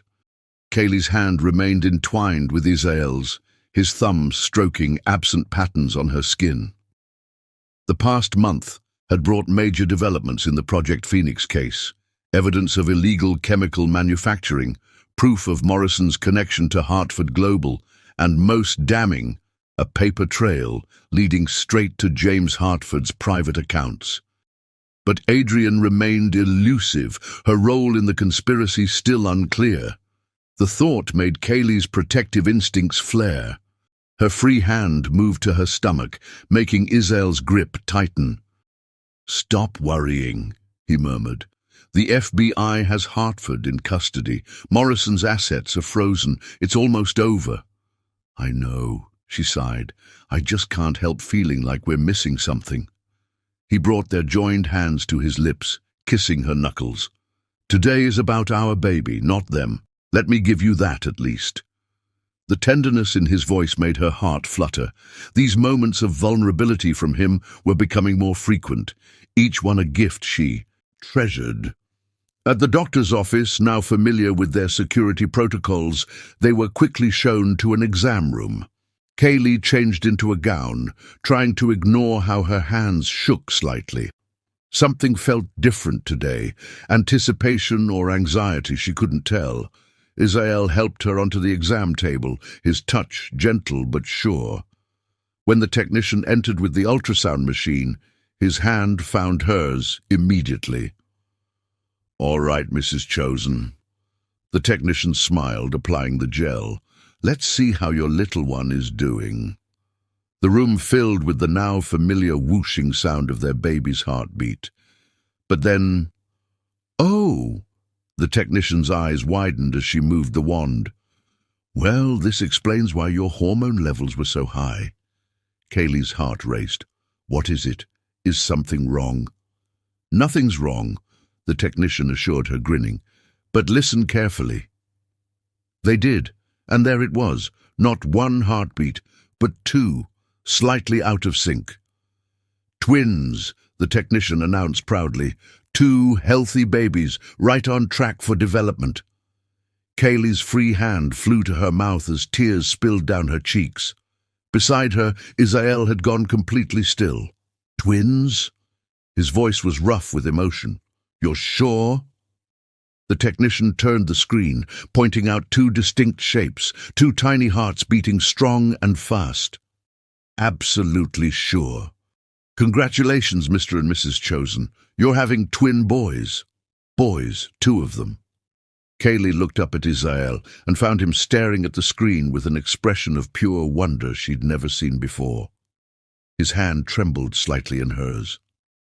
"I need—" He swallowed hard. "I need a moment." He stepped out of the room quickly, leaving Kaylee concerned until the technician smiled knowingly. "Don't worry. Dads often need a minute when they find out about twins. It's overwhelming in the best way."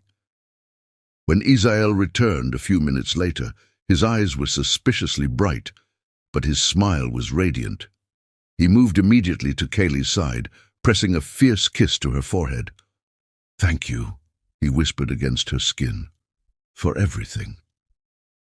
The drive home was filled with a different kind of silence, one buzzing with joy and possibility. Israel's hand rested on her stomach the entire time, as if he couldn't quite believe their miracle had doubled. In the penthouse elevator, he finally spoke. "I need to tell you something." Kaylee's heart skipped at his serious tone. "What is it?" Instead of answering, he guided her to the living room couch, sitting close enough that their knees touched.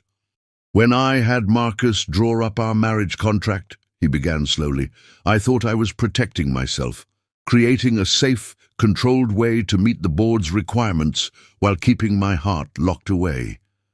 She reached for his hand, offering silent support as he gathered his thoughts. "But you—" He lifted their joined hands to his chest, pressing them over his heart. "You didn't just meet the requirements. You didn't just give me an heir, now 2 heirs. You gave me back my ability to feel, to trust, to dot." He broke off, emotion making his voice rough. Kaylee felt tears building again as she understood what he was trying to say. "To love," she whispered. His eyes met hers, intense and vulnerable. "Yes," he admitted softly. "I love you, Kaylee. Not because of the contract, not because of the babies, but because you walked into my life and made me whole again." Joy burst in her chest like sunshine through clouds. "I love you too," she said through happy tears. "So much." He pulled her into his lap, kissing her with a passion that made her head spin. When they parted, both breathing heavily, he rested his forehead against hers. "Marry me," he murmured. She laughed softly. "We are married." "No." He pulled back to meet her eyes. "Marry me for real. No contracts, no business arrangements. Just us, our boys, and love." "Yes," she whispered, happy tears falling. "Yes, to all of it." He kissed her again, tender and fierce at once, his hands cradling her still flat stomach where their sons grew strong. The moment was interrupted by his phone buzzing urgently. The FBI, they'd found something in Hartford's files. Reality crashed back in, but differently now. They weren't just fighting for the company anymore, but for their family's future, their son's future. Israel's expression hardened as he read the message, but his touch remained gentle on her stomach. "We end this," he said firmly, "all of it. Then we focus on what matters, you and our boys." Kaylee covered his hands with hers, feeling the strength of his love surrounding her. "Together. Always," he promised, and sealed it with a kiss that felt like coming home. Later that night, as they lay in bed with his hands protectively cradling her stomach, Kaylee realized that their contract marriage had given them something no legal document could have predicted. A love story written in board meetings and business deals, in quiet moments and shared battles, in twin heartbeats and promises of forever. And somewhere across town, unbeknownst to them, Adrian Hartford was making plans that would test that love to its very limits. Chapter 9. Confessions Under Fire. The first warning came silently, a slight flicker in the penthouse's security monitors at 2:43 a.m. In their bedroom, Kaylee stirred, one hand protectively covering her 16-week pregnant belly, where their twin boys grew strong. Her analyst's instincts, honed by months of watching for threats, registered the abnormality even before the alarms triggered. "Israel," she whispered, reaching for her husband. The bed beside her was empty but still warm. He'd been working late in his study, reviewing Project Phoenix files. The security panel by their door flashed red. Breach detected. Server room level. Her tablet lit up with cascading alerts. Firewall breaches, security protocols failing in sequence, emergency systems activating throughout the building. This wasn't a random hack. This was a carefully orchestrated attack. The bedroom door opened, and Kaylee tensed until Israel's familiar silhouette appeared. Even in crisis, he moved with controlled precision, already changed from his sleep clothes into tactical gear she hadn't known he owned. Stay calm, he said quietly, moving to the wall safe hidden behind their wedding photo. Security teams are mobilizing, but someone's disabled the elevator protocols. They're coming up. The Project Phoenix files? She asked, already knowing the answer. Being accessed directly from our servers. He removed a handgun and what looked like body armor. They're erasing their tracks. Kaylee's mind raced as she quickly changed into practical clothes, noting how Israel positioned himself between her and the windows. After last week's ultrasound revealing their twins, his protective instincts had intensified. Now, with active threats in the building, she could practically feel his tension. "Marcus is 5 minutes out with tactical support," he reported, checking his phone. "But we're not waiting. The panic room in my office—" "No," she interrupted, moving to her laptop. "The server room first. I installed a backup system after the brick incident. If I can't stop them erasing files, I can at least—" The lights died, plunging them into darkness, broken only by emergency strips along the floor. In the distance, they heard elevator machinery grinding to a halt. "They've cut main power," Israel said grimly. "Auxiliary systems in 10 seconds. Kaylee counted down in her head, using her laptop's light to gather essential drives and tablets. 8, 7, 6. At 3, her email pinged. The message preview made her blood freeze. "Adrian calling. Did you really think those twins were natural? Check the Project Phoenix fertility enhancement data. Time to see what our formula can really do." Understanding hit like a physical blow. "The twins," she breathed, hand pressing against her stomach where their sons moved restlessly, sensing her distress. "They engineered—" "No!" Israel's voice was fierce as he pulled her close. "Those are our boys. Nothing they did." Footsteps in the hallway silenced him. Multiple sets, moving with military precision. "The office," he whispered. "Now." They moved silently through the penthouse's dark corridors, Israel's hand steady on her lower back. The emergency lighting cast everything in eerie red shadows, making the familiar space alien and threatening. Just as they reached his office door, the window at the end of the hall exploded inward. Black-clad figures rappelled through, weapons raised. "Get down!" Israel shoved her through the doorway as bullets sparked off the wall. She rolled instinctively, protecting her stomach while scrambling behind his massive desk. More windows shattered. They were being breached from multiple sides. Through the chaos, she heard Israel returning fire, covering her position. The sounds echoed strangely in the darkness, punctuated by shouted commands and the crunch of broken glass. "Quite a security system you've installed, Chosen." Drake Morrison's voice cut through the noise as he stepped through the ruined window. "But then, you always did prefer to handle things personally." "Stay behind me," Israel ordered, positioning himself between Kaylee and the intruders. His voice turned arctic as he addressed Morrison. "You're under federal investigation. Your assets are frozen. What's left to gain?" "Everything." Morrison's smile was cold in the emergency lights. "The FBI has Hartford, yes. They've frozen our visible assets. But Project Phoenix?" He gestured to the armed men surrounding them. "This is just the beginning." "The fertility drugs," Kaylee said from behind Israel, her analytical mind still working despite the fear. "You were testing compounds, among other things." Morrison's eyes fixed on her stomach, making Israel tense further. "Though I must say, you proved a more successful test subject than we anticipated. Twins on the first try. Rather impressive results."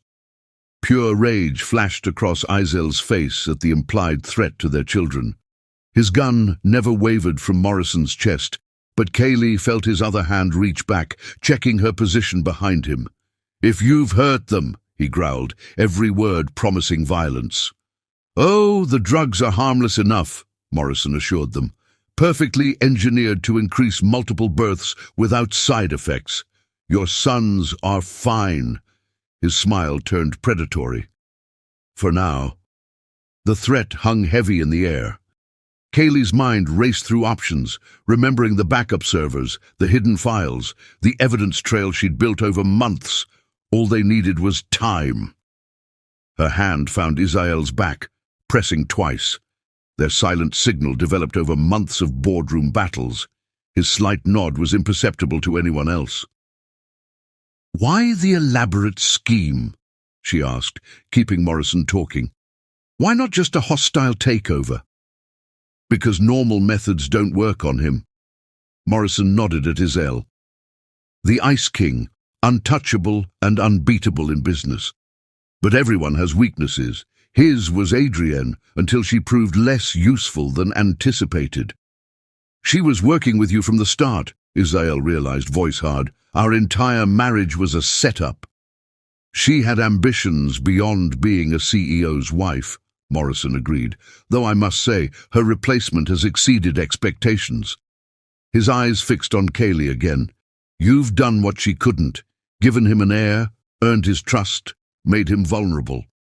"You're wrong," Kaylee said quietly, her free hand finding Israel's back again. "Love isn't weakness." Morrison laughed. "No? Then why is the great Israel chosen standing here with a gun he won't fire because he's terrified a stray bullet might hit his precious wife and unborn sons? Because," Israel's voice turned deadly soft, "he's waiting for his wife's signal." Kaylee squeezed his back twice, confirmation. In one fluid motion, she dropped and rolled right as Israel fired, hitting Morrison's shoulder just as the penthouse's sprinkler system activated. The sudden deluge caused chaos. Through it, she heard Marcus Chen's tactical team breaching from multiple entry points, their coordinated assault taking Morrison's men by surprise. "Kaylee!" Israel's hands found her in the confusion, pulling her up and against him.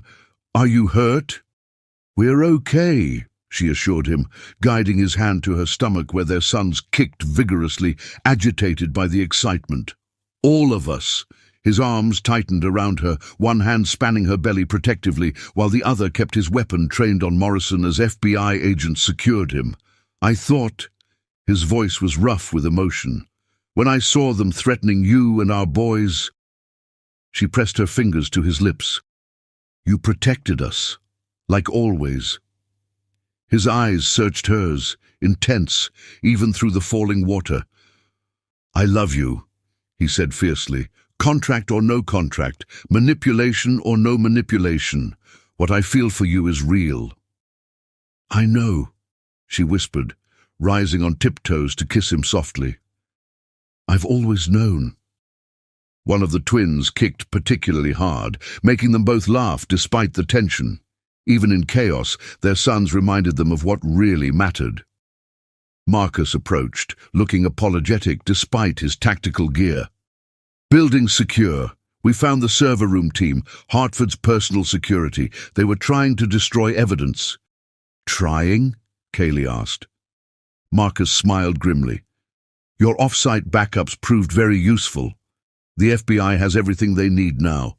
Israel's arm tightened around her waist. "And Adrienne? In custody as of 10 minutes ago.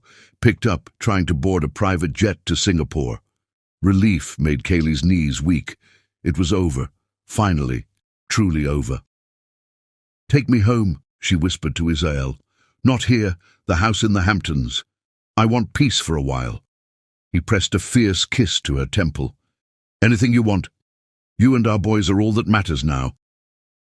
Later, in their secure SUV heading east out of the city, Kaylee curled into Israel's side. His hand rested protectively over their sons, who had finally settled after the excitement. "They're calm now," she murmured. "Fighting spirit," he said softly, "like their mother." She looked up at him, studying his beloved face in the passing lights. "Does it bother you that they used those drugs?" "No." His answer was immediate and firm. "They may have engineered the timing, but these boys are ours. Every kick, every heartbeat, every moment of joy they've brought us. That's real. That's ours." As dawn broke over the horizon, painting the sky in shades of hope, Kaylee felt their sons move again, gentle now, peaceful. Whatever Morrison and Adrienne had planned with their fertility drugs, they'd failed in one crucial way. Love couldn't be engineered or controlled. Real love, like the kind growing between them and their unborn sons, could only be chosen, cherished, and protected. And in that, they had already won. The Hamptons' house waited ahead, promising sanctuary and peace. Behind them, the FBI was unraveling Project Phoenix's full scope. But in that moment, with Isael's arms around her and their boys safe beneath her heart, Kaylee knew the real victory had nothing to do with business or revenge. They had fought for this love, chosen it despite manipulation and danger. Their sons might have been engineered by their enemies' schemes, but they would be born into a family forged by something stronger than any contract. A love that had transformed both ice and fear into unshakable trust. And that was a victory worth all the battles it had taken to win it. Chapter 10. Twin Blessings. The Hamptons' estate was bathed in early morning light when Kaylee's water broke 3 weeks before her due date. She'd been in the garden enjoying the peace they'd found here over the past months, while Isael worked remotely, keeping the company running from his home office to stay close to her. "Isael," she called, one hand bracing against a rose trellis while the other cradled her prominent belly. Their sons had been particularly active all morning. She should have recognized it as a sign. He appeared almost instantly, as if he'd been watching from his office window. One look at her face, and he was moving, swift and sure. "Now?" he asked, already supporting her weight. She nodded, managing a smile despite the first contraction building. "Your sons are apparently as impatient as their father." His laugh was slightly shaky as he helped her inside. Everything was prepared, hospital bags packed, security protocols in place, their private medical team on standby. After the confrontation with Morrison 3 months ago, they'd left nothing to chance. "Marcus," Isael spoke into his phone while guiding her to the car. "It's time. Full security protocol alpha." The drive to the private medical facility was a blur of increasing contractions and Isael's steady presence. He never let go of her hand, even while coordinating with security teams and medical staff. "I've got you," he murmured repeatedly, pressing kisses to her knuckles. "You're doing so well, my love." Despite the pain, Kaylee couldn't help smiling at the endearment. The Ice King had melted completely in these past months, showing her a tenderness that still took her breath away. The medical facility was already locked down when they arrived, security teams visible at every entrance. Their FBI liaison had insisted on maintaining protection until Morrison and Adrienne's trials were complete. "Mrs. Chosen," Dr. Reynolds greeted them as they entered the maternity suite. "Let's check on these boys of yours." The next few hours passed in a haze of monitored contractions and careful preparations. Isael never left her side, alternating between fierce protectiveness when speaking to security or medical staff and incredible gentleness with her. "Talk to me," Kaylee gasped during a particularly strong contraction. "Distract me." He pressed a cool cloth to her forehead, his other hand still firmly in hers. "Do you remember our first morning in the Hamptons, after everything with Morrison?" She nodded, focusing on his voice. "You were standing on the beach at sunrise," he continued softly, "wearing my shirt over your swimsuit, hand on your stomach, looking so peaceful. That's when I knew." "Knew what?" she managed between breaths. "That I wanted to spend every sunrise for the rest of my life with you." His voice roughened with emotion. "Not because of the contract, not because of the babies, but because you make every moment better just by being in it." Tears mixed with sweat on her cheeks. "Save the romance for when I'm not trying to push out your children," she teased weakly. His laugh was interrupted by Dr. Reynolds returning. All right, Mrs. Chosen, you're fully dilated. Time to meet these boys. What followed was intense and wonderful and terrifying all at once. Isael held her hand through every push, whispering encouragement and love. When their first son's cry pierced the air, his breath caught audibly. "He's perfect," Dr. Reynolds announced, placing the squalling infant briefly on Kaylee's chest before whisking him away for quick checks. And his brothers right behind him. 4 minutes later, their second son arrived, his cry just as strong as his brother's. Kaylee collapsed back against the pillows, exhausted but elated as the medical team cleaned and examined both babies. "They're both healthy," Dr. Reynolds assured them. "Good size for twins, 6 pounds 2 ounces and 6 pounds even. Ready to meet them properly?" Isael helped Kaylee sit up as the nurses brought their sons, now cleaned and swaddled. The moment the first baby was placed in her arms, everything else fell away. All the conspiracy, the danger, the contracts and business deals that had brought them here. There was only this, their perfect boys, their love, their family.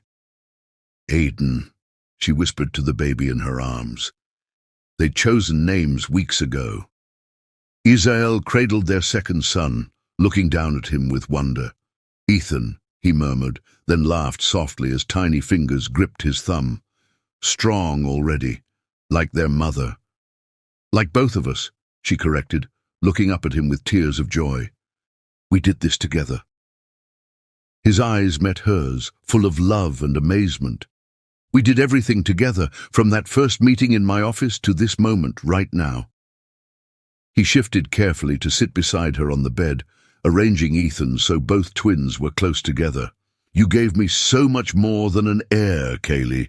You gave me a family, a real one." She leaned against his shoulder, watching their sons, Aiden with her green eyes, Ethan with Isael's steel grey. Both had their father's dark hair and her delicate features, perfect combinations of them both. "Your sister's outside," a nurse informed them softly, "along with Mr. Chen and your security team. They're rather insistent about meeting the newest Chosens." Isael looked to Kaylee for permission. At her nod, he called them in. Rain entered first, tears already flowing as she saw the babies. "Oh, big brother," she whispered, moving to kiss Isael's cheek before gently touching each nephew's tiny hand. "They're beautiful."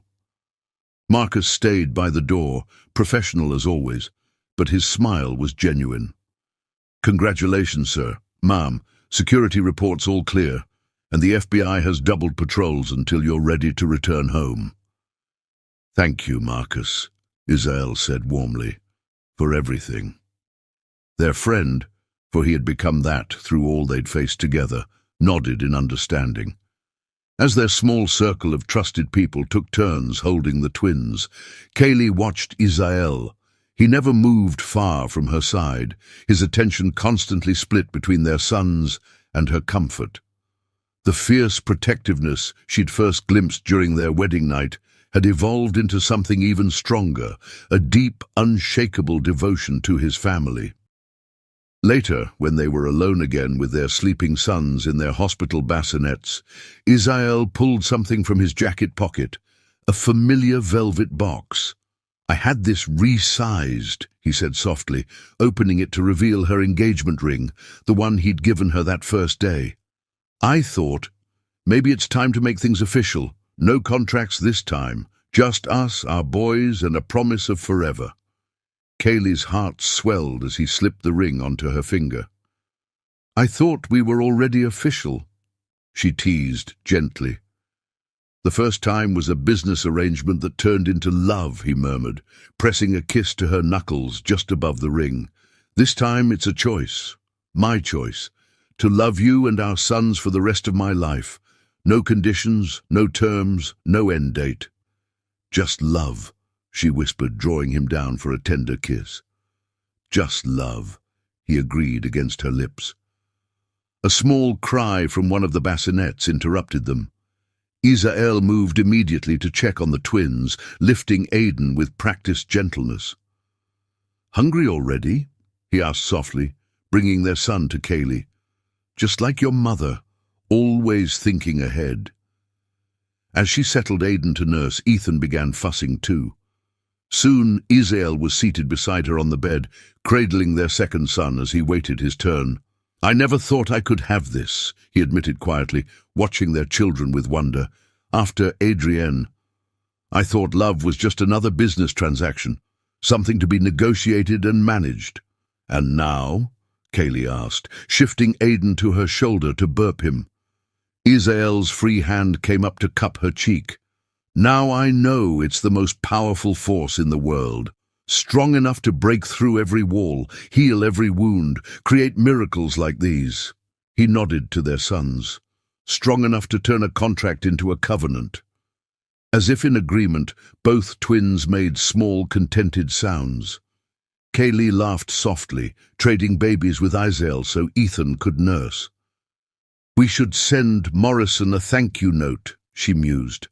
"Without his schemes, we might never have found each other." "I would have found you," Isael said with quiet certainty. "Maybe not as quickly, maybe not as dramatically, but souls like ours, they're meant to meet." Looking at their family, this miracle born from business arrangements and conspiracies but transformed by genuine love, Kaylee knew he was right. Some love stories started with grand gestures or chance meetings. Theirs had started with contracts and conditions, with walls built high and hearts carefully guarded.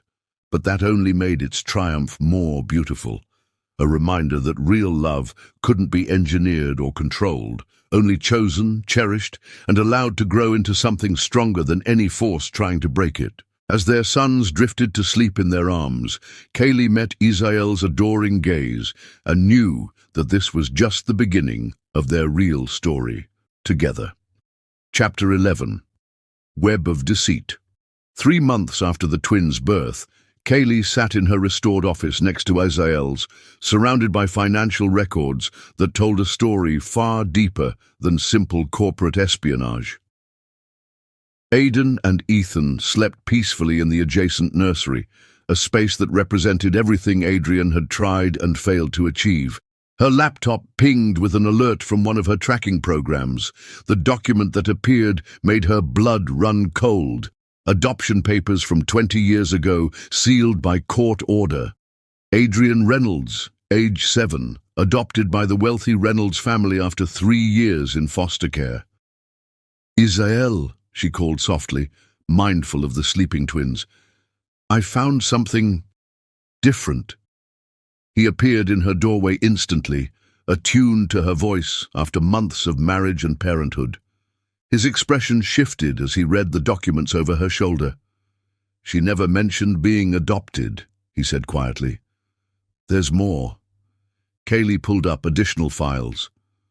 The Reynolds were major shareholders in a fertility clinic chain. They adopted Adrienne after failed IVF treatments. She highlighted a particular section. "What's the clinic's name?" "Phoenix Medical Group." Understanding dawned in Isael's eyes. Project Phoenix wasn't just about corporate takeover. No, Kaylee brought up more records. "Look at these incorporation papers for Morrison's shell companies. They're dated 3 years ago, before you even met Adrienne. But the witness signatures, these are dated exactly 1 week after the Reynolds fertility clinic chain went bankrupt," Isael noted, leaning closer to read. "After failing FDA approval for experimental treatments. Treatments designed to guarantee multiple births." Kaylee's hand moved protectively toward the nursery where their son slept. Adrienne wasn't just working with Morrison for money or power. This was personal. Isael sank into the chair beside her desk, running a hand through his hair. "She approached me at that charity gala. Said it was coincidence. It wasn't." Kaylee's fingers flew across the keyboard, connecting more dots. The Reynolds lost everything in the clinic bankruptcy, but Adrienne had already made connections through their social circle. She knew you were looking to expand chosen industries into medical research. The perfect target. Israel's voice held a mix of anger and something like pity. A company with resources to fund research. A CEO she could manipulate through marriage. But it went deeper than that. Kaylee pulled up psychological evaluations from Adrian's childhood. Look at her adoption interviews, every foster home, every potential family. She was obsessed with proving her worth through success. The Reynolds chose her because she was already exceptional at 7. Top grades, perfect behavior. The perfect daughter to replace the children they couldn't have, Israel realized. And when their fertility empire collapsed, she decided to rebuild it herself, but bigger, more ambitious. Kaylee brought up more files. Morrison wasn't just a business partner. His mother ran one of the Reynolds clinics. He understood Adrian's drive to prove herself, to fix what her adoptive parents had lost. Her laptop pinged again. An email from an encrypted source. The message was simple. Family isn't about blood. You of all people should understand that, Adrian. She's monitoring our searches, Kaylee whispered. She wants us to know. Before Israel could respond, her computer flooded with documents, private journals, medical records, research notes spanning decades. My parents chose me because I was perfect. Adrian's voice came through their office speakers, making them both tense. Then they lost everything trying to help other families have perfect children, but they were thinking too small. Security teams burst in, tracking the signal, but Adrian continued. Project Phoenix isn't just about fertility drugs or corporate takeover. It's about control, the power to give or withhold the one thing everyone wants, family. Her laugh was bitter. You think you won because you have your perfect twins.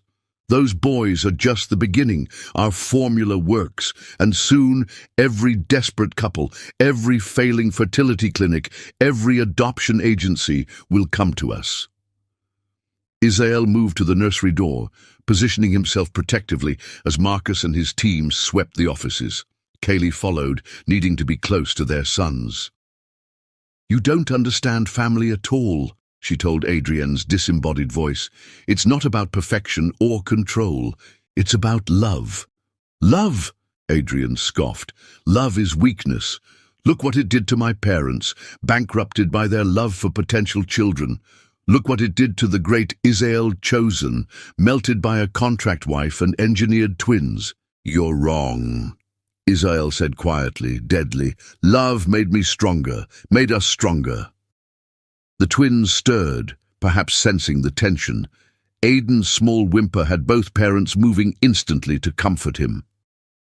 How touching, Adrian's voice dripped sarcasm. But while you're playing happy family, our research continues. Those backup files you think are safe? Check again. Kaylee rushed to her computer, finding entire servers wiped clean. But something felt off. Wait, she said suddenly. These deletion patterns, they're familiar. Her fingers flew across the keyboard, following a hunch. The original Project Phoenix files, the ones stolen from the FBI. They weren't stolen at all. Understanding dawned. You planted them, she told Adrian. Let them be stolen so we'd focus on recovery while you launched something bigger. Very good, Adrian purred. I trained as a financial analyst too, remember? Before the Reynolds lost everything. I know how minds like yours work. But Kaylee was already tracing the real data trail, using skills she'd developed over months of cat-and-mouse games. The new research facilities, the mass production plans, they're not in Singapore. Kaylee, Israel warned, recognizing her tone. They're right here, she continued, triumph in her voice. Hidden in plain sight. The old Reynolds Clinic buildings, converted under shell company names so obvious no one looked twice. The silence on the speakers was deafening. That's why you're making this personal, Kaylee pressed her advantage. Because in a few minutes, FBI teams will raid those facilities. Your parents' legacy, Your life's work, all exposed. You understand nothing, Adrian hissed. Those clinics were my home, the only place I ever belonged, and you, with your perfect little family, had to fight for every bit of it, Kaylee interrupted firmly, against your schemes, your manipulations. But that's the difference between us, Adrian. I chose love. You chose control. Control is the only thing that lasts, Adrian's voice turned cold.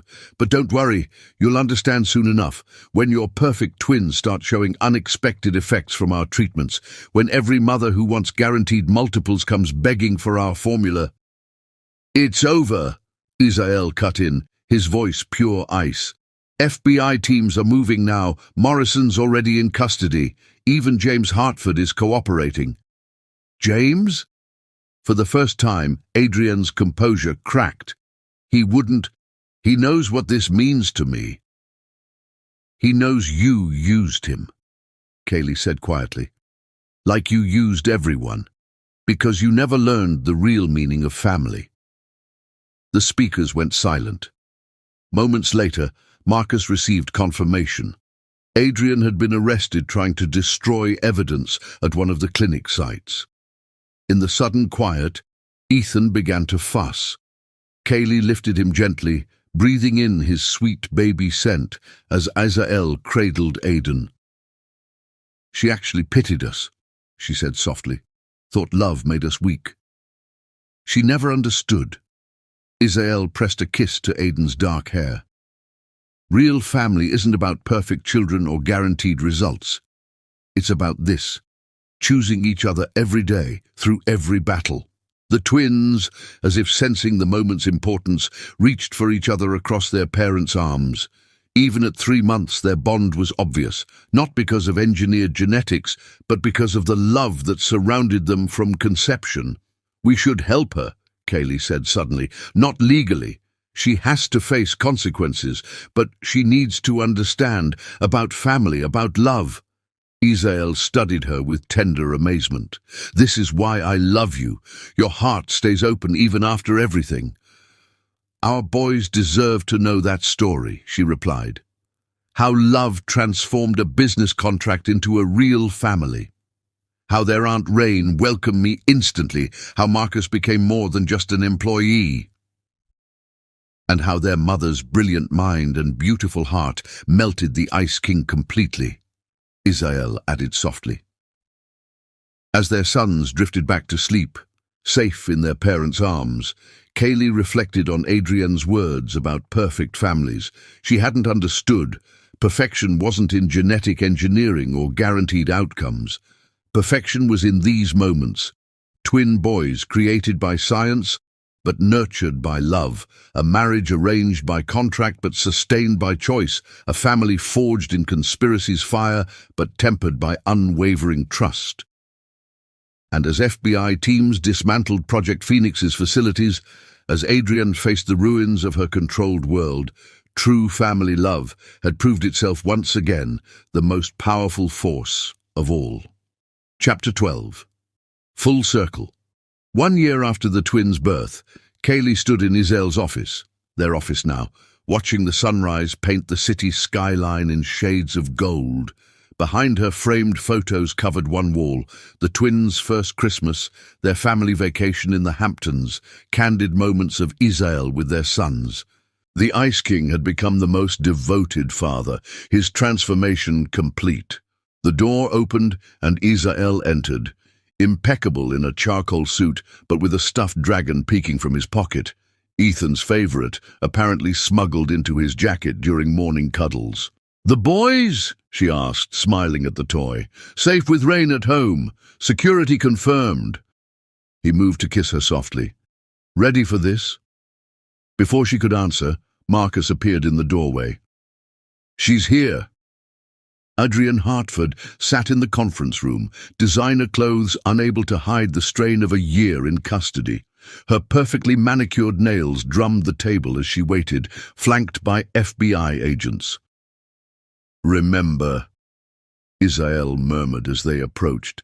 "She'll try to manipulate us. That's all she knows." Kaylee squeezed his hand. She doesn't know us at all." They entered together, united and strong. Adrian's eyes narrowed at their clasped hands, at the obvious love between them. "Well," she said smoothly, "isn't this cozy, the happy family?" "Why are you here, Adrian?" Isael's voice was ice. "Your lawyers said you had information about Morrison's plans. Straight to business." Adrian smiled coldly.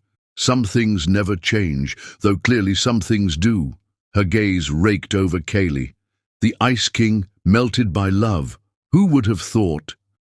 "The information," Kaylee prompted firmly. "About the stolen formulas." "Ah yes, Project Phoenix." Adrian leaned forward. "Did you really think it was just about fertility drugs? About giving you twins to secure the succession?" "We know it was bigger," Isael stated. "Mass production, illegal compounds." "Testing," Adrian corrected. "Your precious sons were just the beginning.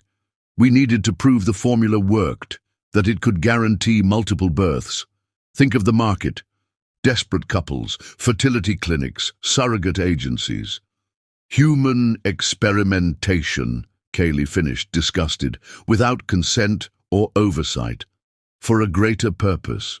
Adrian's mask slipped, showing real conviction. "Do you know how many families we could help? How much money there is in guaranteed multiple births?"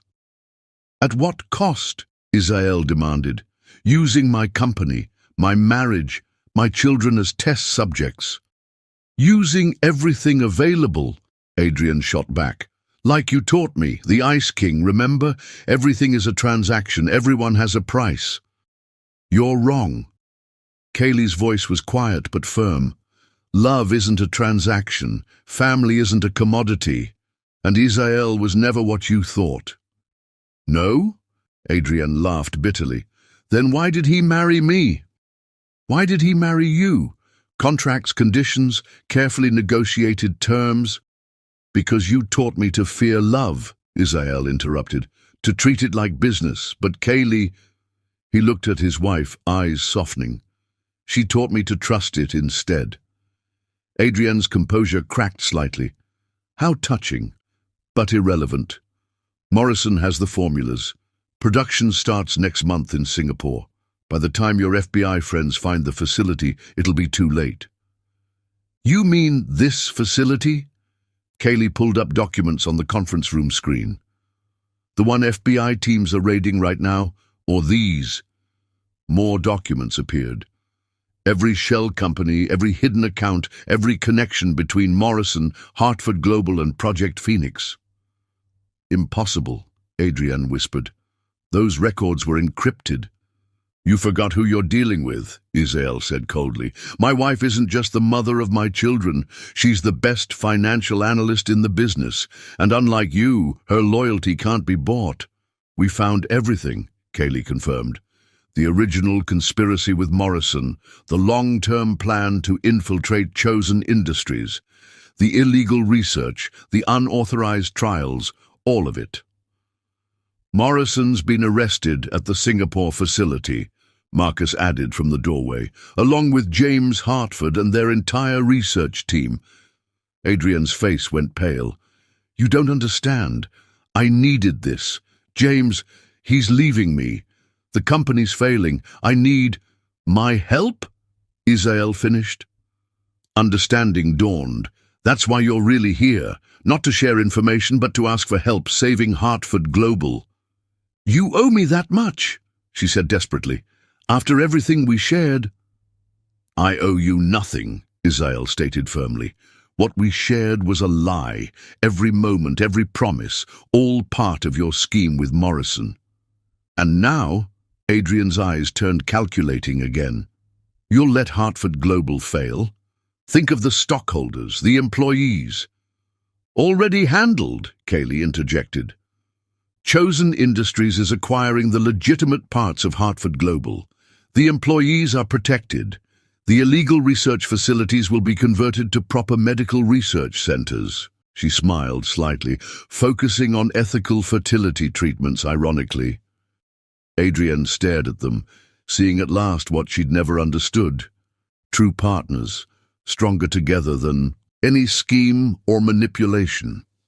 "Take her back to custody," Israel told the FBI agents. "We're done here." As Adrian was led out, she paused. "You really love her, don't you? This wasn't just another contract." "No," Israel agreed, pulling Kaylee close. "This is everything you never understood about love. It's not a weapon or a weakness. It's strength, choice, trust, and family," Kaylee added softly, thinking of their sons at home. Adrian's shoulders slumped in genuine defeat as she was led away. Not from the legal consequences, but from finally seeing what she'd never had: real love, freely given and returned.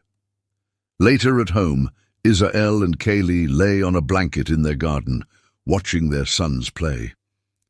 Aiden was attempting his first steps, while Ethan crawled determinedly after butterflies. "Happy?" Israel asked softly, pulling her closer. "Complete," she corrected, tilting her face up for a kiss. "Though, what?" She guided his hand to her stomach, still flat but holding a new secret. "Getting more complete every day." His eyes widened. "Really? You're sure?" "Doctor confirmed it yesterday," she smiled. "No fertility drugs needed this time, just us and love." His kiss was passionate, joyful, full of promises for their future. When they parted, both breathless, he pressed his forehead to hers in their special gesture. "I love you," he whispered. "Contract wife, real wife, mother of my children, partner in everything." "I love you too," she replied. "Ice King, devoted father, my strength, my heart." A squeal of triumph made them look up. Aiden had managed 3 wobbly steps before plopping down, grinning proudly. Ethan abandoned his butterfly chase to clap for his brother. As they moved to gather their sons close, celebrating the small victory as a family, Kaylee marveled at their journey. From cold contracts to warm embraces, from business arrangements to boundless love. Their enemies had tried to use marriage as a trap, children as chains, love as a weapon. Instead, they'd found the greatest truth of all, that real love, chosen and cherished, was the strongest force in the world, strong enough to melt ice, heal wounds, create miracles. And as the sun set on their perfect moment, painting the garden in shades of promise, Kaylee knew their story was really just beginning, for love, real love, had no ending at all. Subscribe if you liked.